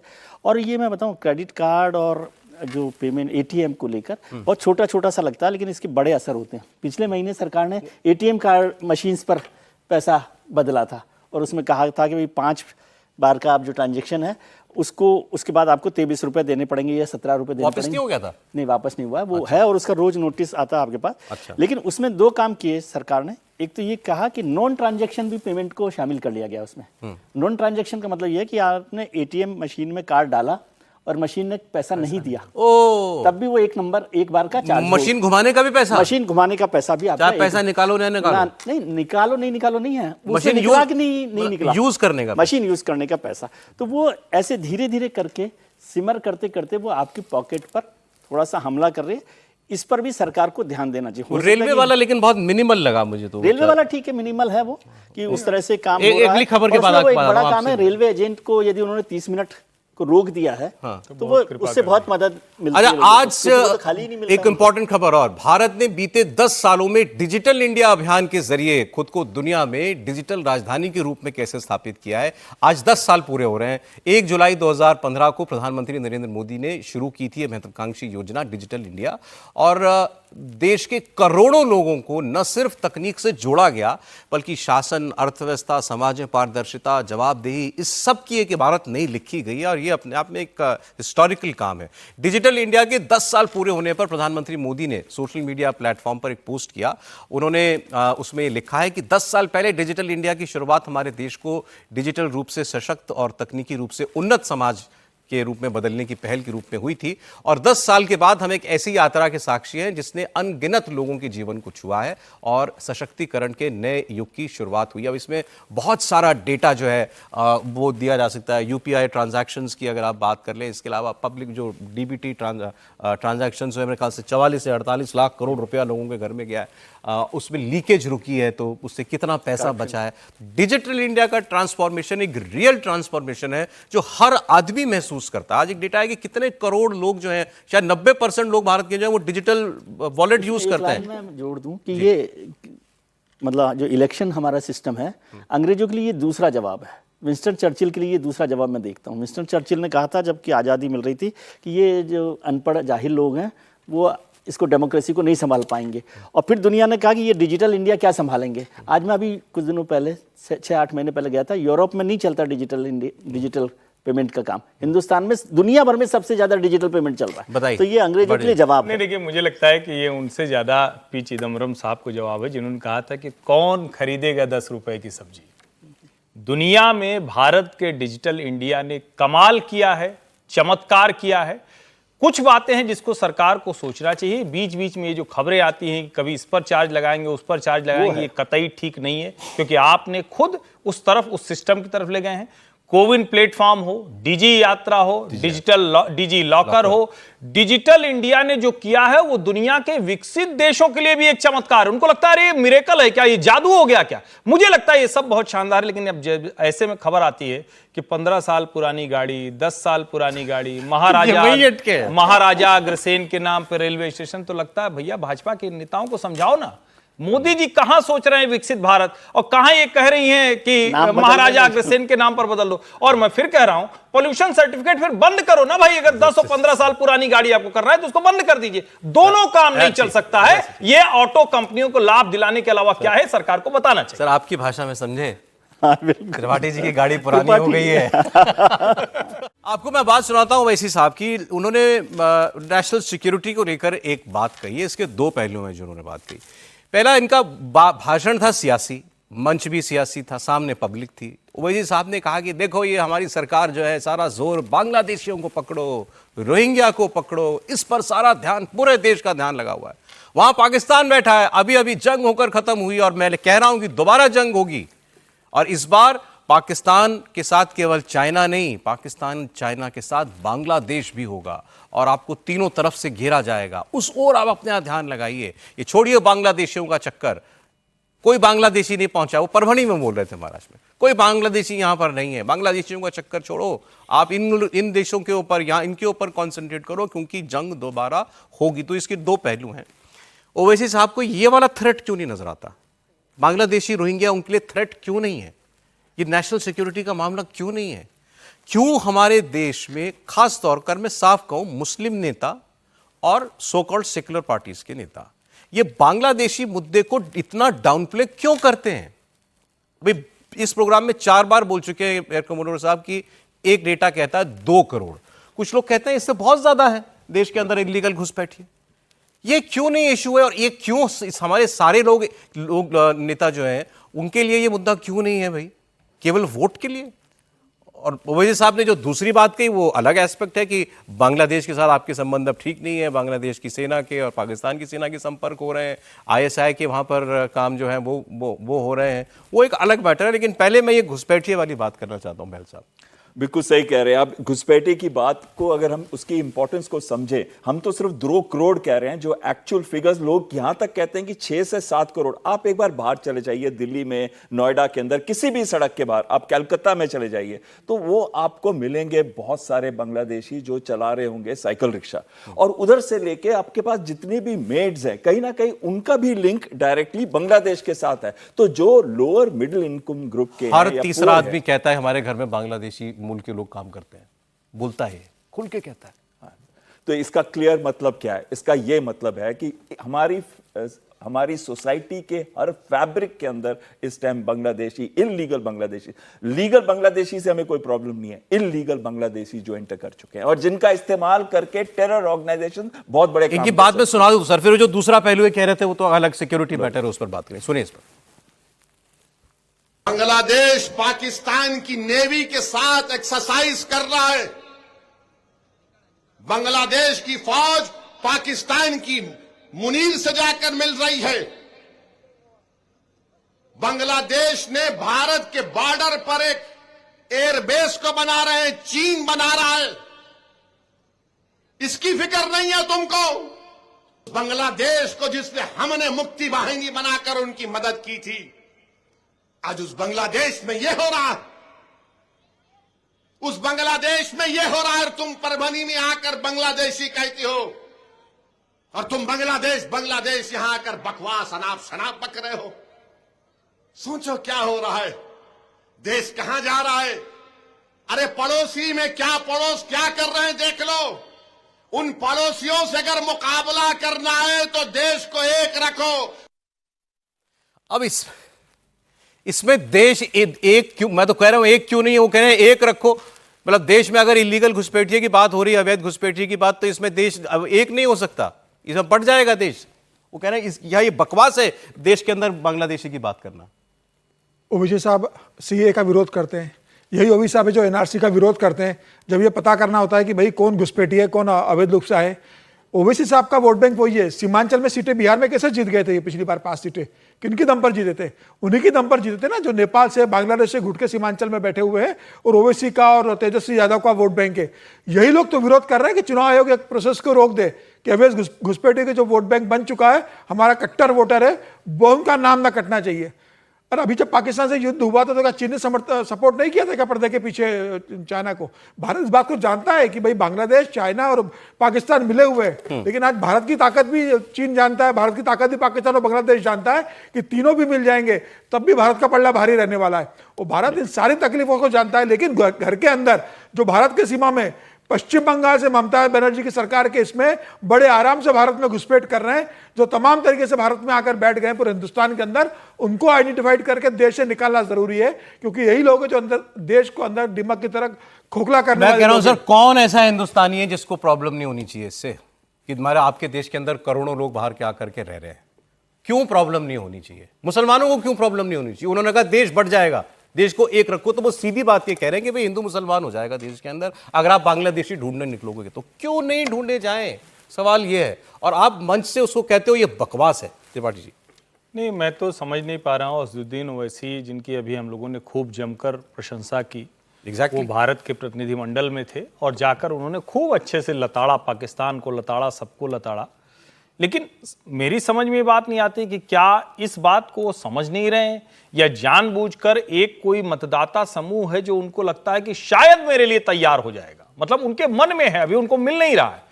क्योंकि अगर ऐसा नहीं होता, भारत पाकिस्तान, बांग्लादेश और चीन को लेकर अपनी नीति नहीं बना रहा है, ये कहां है? ये तो खुद ही उनको पता चल गया होगा इतने समय में।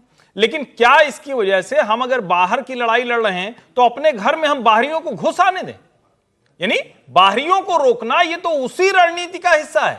अगर वो बांग्लादेशी घुसपैठी हमारे यहां अवैध तरीके से आ रहे हैं, कल को बांग्लादेश का फ्रंट खुलेगा तो हमारे लिए तो और बड़ी मुश्किल होगी।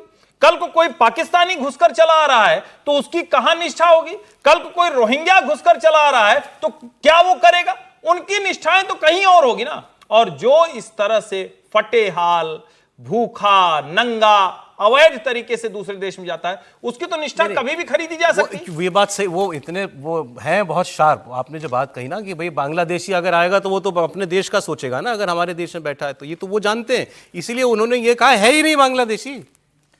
किसको ढूंढ रहे हैं, कहां? नहीं तो वो तो ढूंढ कर तय होगा। देखिए ये दोनों कनेक्टेड हैं, इंटरनल थ्रेट और बाहर की थ्रेट।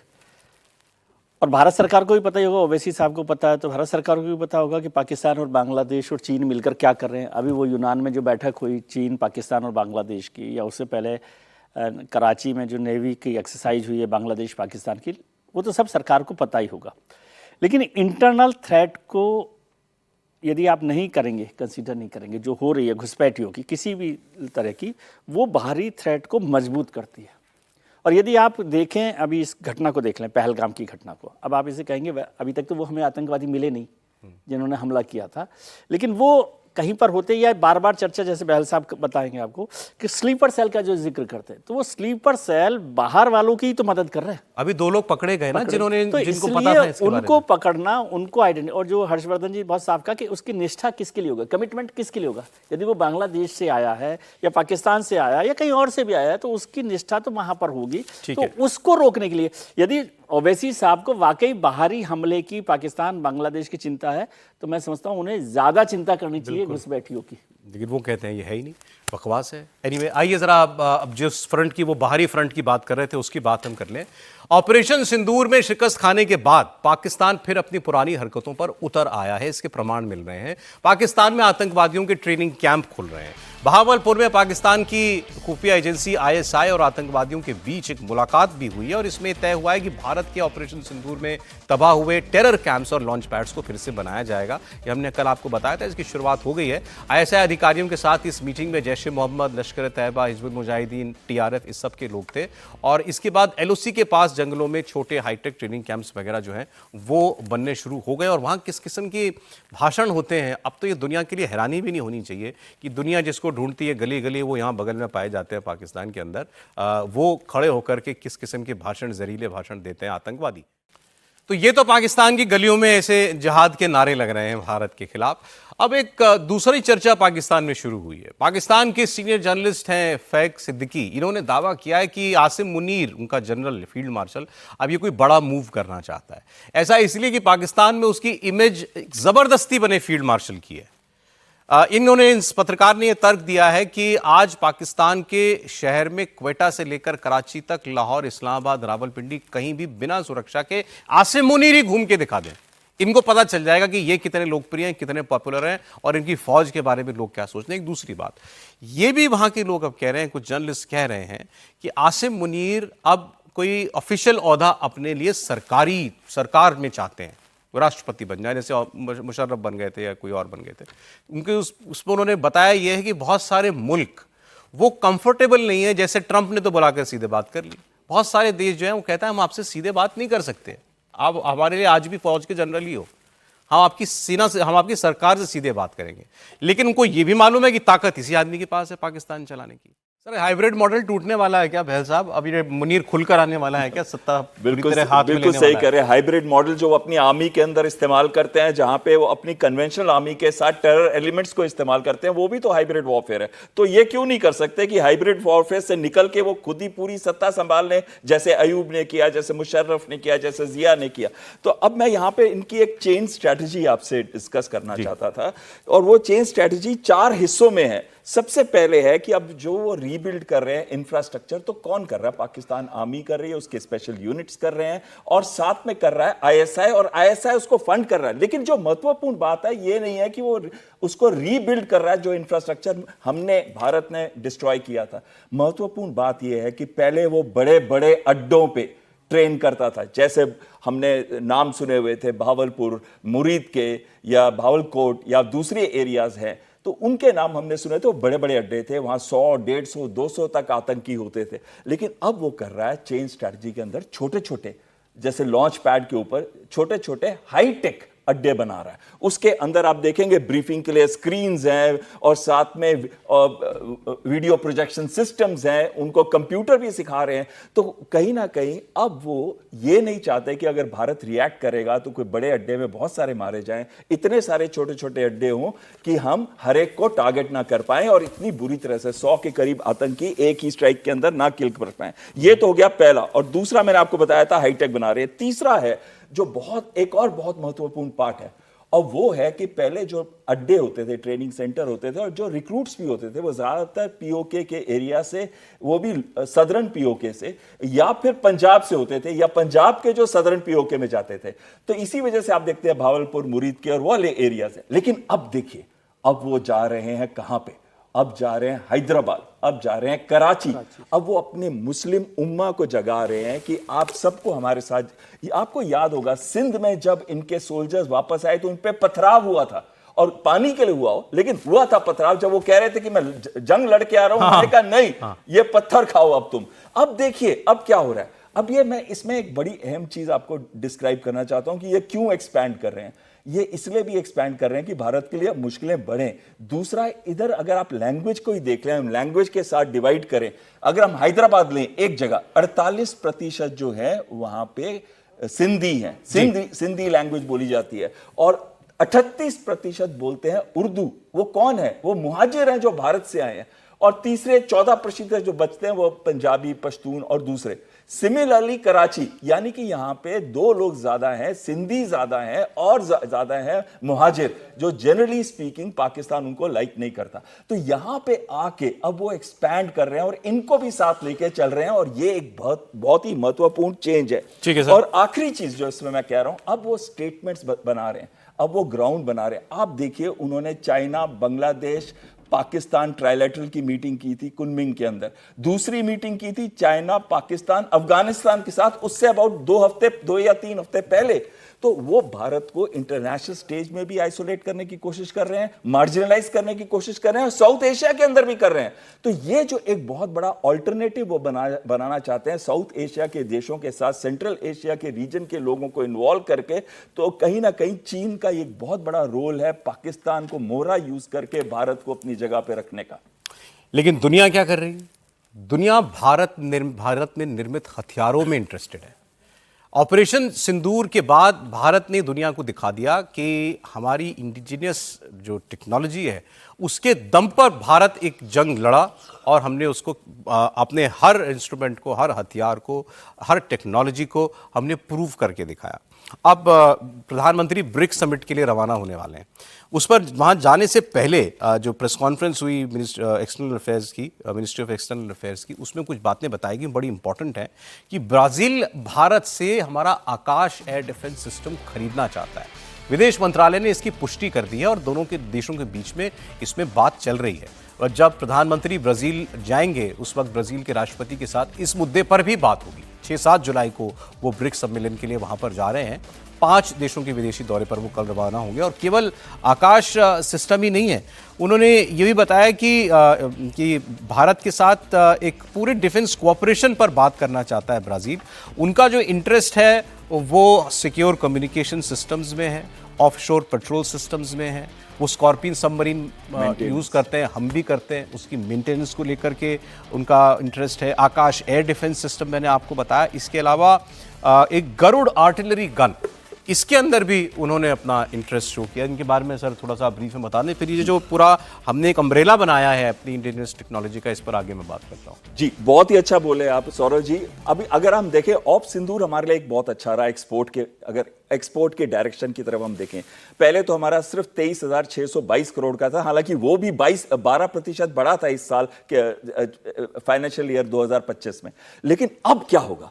आर्मीनिया ने हमसे खरीदे थे आकाश, और आकाश ने अपना रोल बहुत ही अच्छा प्ले किया था। ये surface to air guided weapon system है जो 25 से 30 किलोमीटर एक जो नॉर्मल वर्जन है, और इसका नेक्स्ट जनरेशन वर्जन जो है 70 से 80 किलोमीटर तक का है।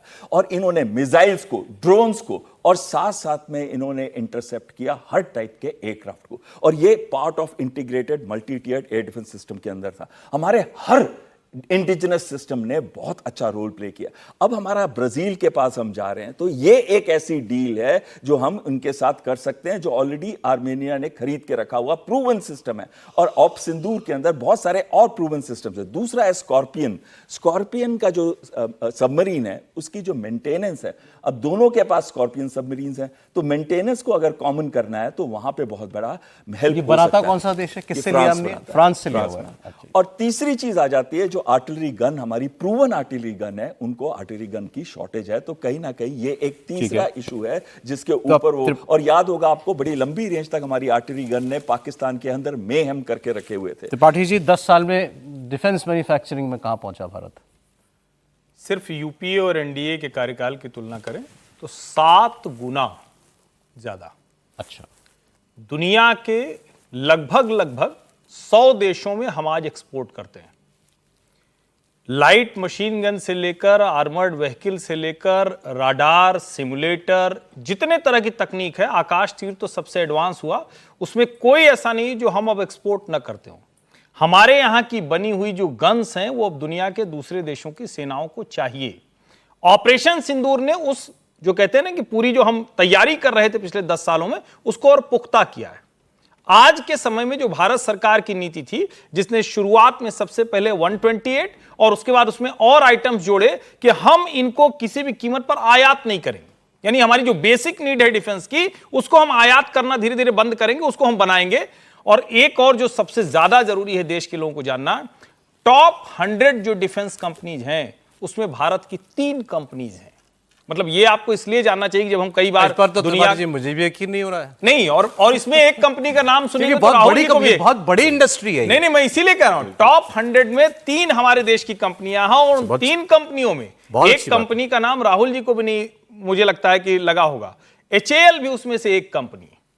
तो आज के समय में हमने डिफेंस प्रोडक्शन को अपना बहुत स्ट्रांग पॉइंट बना लिया है, और हम जहां पहुंचे हैं ये 10 साल की तैयारी का नतीजा है। पहले के 10 साल में ऑर्डर करने से भी डरते थे। इस 10 साल में गवर्नमेंट टू गवर्नमेंट डील होती है, सीधे सीधे प्रधानमंत्री के ऊपर चौकीदार चोर है जैसा बड़ा आरोप लगाया जाता है, मैं भी चौकीदार करके उसे ध्वस्त कर दिया जाता है। ये सब इंडिया के ओवरऑल एक्सपोर्ट में सर्विसेज को हटा करके उसमें एक बड़ा हिस्सा बनने जा रहा है ये। बिल्कुल, निश्चित तौर। इसको ऐसे भी समझिए ना, उस वक्त बमुश्किल 200, 300, 400 करोड़ ऐसे हम करते थे, 25,000 करोड़ हुआ। अगर पूरे 10 साल को देखें, 10 साल को 88,000 करोड़ का डिफेंस प्रोडक्शन बोल रहे हैं। भारत ने डिफेंस में कितनी लंबी छलांग लगाई है। आज तो 1 जुलाई है, इसी महीने 26 जुलाई को कारगिल विजय दिवस है। जब कारगिल वॉर हुई थी, अटल बिहारी वाजपेयी ने अमेरिका से ड्रोन मांगे थे। अमेरिका ने ड्रोन देने से मना कर दिया था उस समय भारत को, और आज भारत 2025 में डिफेंस में कहां पहुंच गया है। तो ये बताता है कि जब अटल बिहारी प्रधानमंत्री थे, उसमें ड्रोन हमारे पास नहीं थे, दूसरे देश हमें ड्रोन देने से मना कर देते थे, और आज भारत दुनिया में डिफेंस में क्या ताकत बनकर उभरा है। और आज जो पाकिस्तान से जब वॉर हुआ, जिस तरीके से हमारे मिसाइल और डिफेंस सिस्टम ने काम किया है, दुनिया ने देखा है कि भारत का डिफेंस सिस्टम, मुझे लग रहा है कि अब चाइना का डिफेंस सिस्टम भी ये सोच रहा हो कि भारत ने इतनी ज्यादा प्रगति और इतने बढ़िया इक्विपमेंट कैसे अपने हिंदुस्तान के अंदर बना लिया। सब मेक इन इंडिया है, टेक्नोलॉजी ली है, देश के अंदर बनाया है, एचएएल पे भरोसा किया। प्रधानमंत्री मोदी ने खुद जाते थे जब हवाई जहाज बनते थे, तो विपक्ष हंसता रहा कि प्रधानमंत्री मोदी जा रहे हैं वहां पर, उन्होंने खुद इंस्पेक्शन किया, इंजीनियर को ताकत दी। और आज देखिए डिफेंस के अंदर आज भारत कहाँ है, कि दुनिया लोहा भारत का मान रही है। अच्छा, इस भारत की ताकत को आज एक और आप कह सकते हैं पुश मिलने जा रहा है, क्योंकि आज भारतीय नेवी को समंदर में एक नया प्रहरी और एक बड़ा घातक हमलावर मिलेगा। आज इंडियन नेवी के नए वॉरशिप आईएनएस तमाल को रूस के कालिनिंग्राद शहर में कमीशन किया जाएगा। इस खास मौके पर वेस्टर्न नेवी कमांड के चीफ वाइस एडमिरल संजय जे सिंह मौजूद रहेंगे। इस वॉरशिप को भारत और रूस ने मिलकर तैयार किया है। इसमें 33% स्वदेशी उपकरण लगाए गए हैं। आईएनएस तमाल को वेस्टर्न नेवी कमान में तैनात किया जाएगा, जिससे अरब सागर और पाकिस्तान के कराची बंदरगाह के पास भारत की समुद्री सुरक्षा और मजबूत होगी। आईएनएस तमाल का नाम देवराज इंद्र की पौराणिक तलवार तमाल के नाम पर है। इसका प्रतीक चिन्ह रामायण के पौराणिक जामवंत और रूसी ब्राउन बेयर के मेल से बना है। इससे सैनिक खुद को द ग्रेट बेयर्स कहते हैं। इस वॉरशिप का मोटो है सर्वदा सर्वत्र विजय, यानी हर जगह हर समय जीत। और ये एक फ्रिगेट क्लास की शिप है जो भारत को मिलेगी। इसमें ब्रह्मोस मिसाइल भी इसके अंदर जो है वो तैनात है। तो ये एक और बड़ा हथियार भारत को आज मिलने जा रहा है। रक्षा क्षेत्र में भारत ने बड़ा बदलाव हुआ है, और बड़ी आप छलांग कह लें उसको कह लें। मैं ये याद करता हूँ कि 20 साल पहले 25 साल पहले हमारे एक तो एंटोनी साहब मुझे याद आए अभी। एंटोनी साहब डिफेंस मिनिस्टर थे सर जी, मतलब उन्हें ईमानदार माना जाता था, और उनके रहते हुए कभी भी कोई डिफेंस डील नहीं की, क्योंकि उन्हें लगता था कि डिफेंस डील करने का मतलब है करप्शन में फंसना। तो एक जमाना था कि जब हिंदुस्तान के मंत्री या और यदि होता था तो हुई भी करप्शन होता ही था। वो फिर फोर्स पर चर्चा करेंगे तो फिर वहां से आ जाएगा। कई डील है, बहुत सारी डील है, लेकिन ऐसा हुआ और वहां से बदल कर आज हम यहाँ पर आ गए। और इसमें डिफेंस डील का मतलब ये है कि केवल इसको व्यापार की तरह ही मत देखिए। आप इंडिजिनस होने का मतलब आप खुद आत्मनिर्भर हो रहे हैं। जैसे अभी समीर जी ने जिक्र किया कि कारगिल में आपको ड्रोन नहीं मिल रहे थे, तो आज किसी की तरफ झांकने की जरूरत नहीं, किसी का मुंह ताकने की जरूरत नहीं है। तो वो इंडिपेंडेंस जो है ना, वो भी महत्वपूर्ण है। जो डिफेंस डील कर रहे हैं, बिजनेस कर रहे हैं, वो तो बड़ा काम है ही कि उस तरह से कर रहे हैं। और एक विज्ञापन मुझे याद आता है जो आज मतलब बहुत चलता था कि पहले इस्तेमाल करें फिर विश्वास करें। तो ये ऑप सिंदूर में लोगों को विश्वास हो गया, इसलिए वो ब्राजील वाले भी उसको खरीद के देख रहे हैं कि क्या किया जा सकता है। तो ये परखी हुई चीज हो गई है। लेकिन कभी जोर क्यों नहीं रहा सर इंडिजिनस डिफेंस मैन्युफैक्चरिंग पर? नहीं, हम स्टेप बाय स्टेप चल रहे हैं। मतलब इसको सीधे सीधे सरकारों पर आरोप लगाने की बात नहीं, डेवलपमेंट प्रोसेस में और एक इच्छा शक्ति की बात। और फिर सबसे बड़ी बात है, करप्शन के चार्जेस तो लगते हैं, लेकिन सबसे बड़ा माल तो यही है। और माल है तो ताल है। बहुत बड़े सौदे होते हैं, बड़े सौदे होते हैं, हजारों हजार करोड़ के। बहल साहब ज्यादा जानते होंगे, मेरे को तो वो गिनती भी नहीं आती जीरो की, कितने लग जाते हैं ना, लग जाते हैं। और ये थोड़ा तमाल पे भी बताइएगा। हाँ जी, थोड़ा तमाल पे। मैं इसी पे बताना चाहता हूँ, ये बहुत ही अच्छी स्टेल्थ फ्रिगेट है। Guided missile destroyer, guided missile frigate कहते हैं इसको। और ये कौन सी क्लास की है? तलवार क्लास की, यानी कि इसका डिस्प्लेसमेंट 39,000 टन है। 30 नॉट की स्पीड है। 30 नॉट का मतलब होता है बहुत तेज पानी के अंदर, वो वाली स्पीड है। और कहां पे एम्प्लॉय होगी? अरेबियन सी के अंदर। भारत के अंदर आज 135 युद्धपोत हैं और पाकिस्तान के पास इससे 1/4 भी नहीं है। और दूसरी चीज आती है, 60 युद्धपोत जो बन रहे हैं, अभी आगे बन रहे हैं। ये आखिरी युद्धपोत है जो कालिनिंग्राड में बनाया जाएगा। और साथ में 33% तो ऑलरेडी हो गया। और आपने सौरभ जी जो बहुत बड़ी बात कही थी, इसके अंदर ब्रह्मोस है। इसके अंदर ये तो कहीं से भी लॉन्च करेंगे, पाकिस्तान का कोई भी कोना उससे कवर हो जाएगा। ये आने से हमारी नेवी की शक्ति में और खासकर वेस्टर्न फ्लीट जो कि अरेबियन सी के सामने आता है, बहुत ताकत बहुत बढ़ेगी। चलिए, तो आज बहुत खबरों पर बात हुई। बहुत शुक्रिया बहल साहब आपका, समीर जी, विजय जी, हर्षवर्धन जी, बहुत धन्यवाद। कल फिर मिलते हैं कहानी कुर्सी पर आपसे।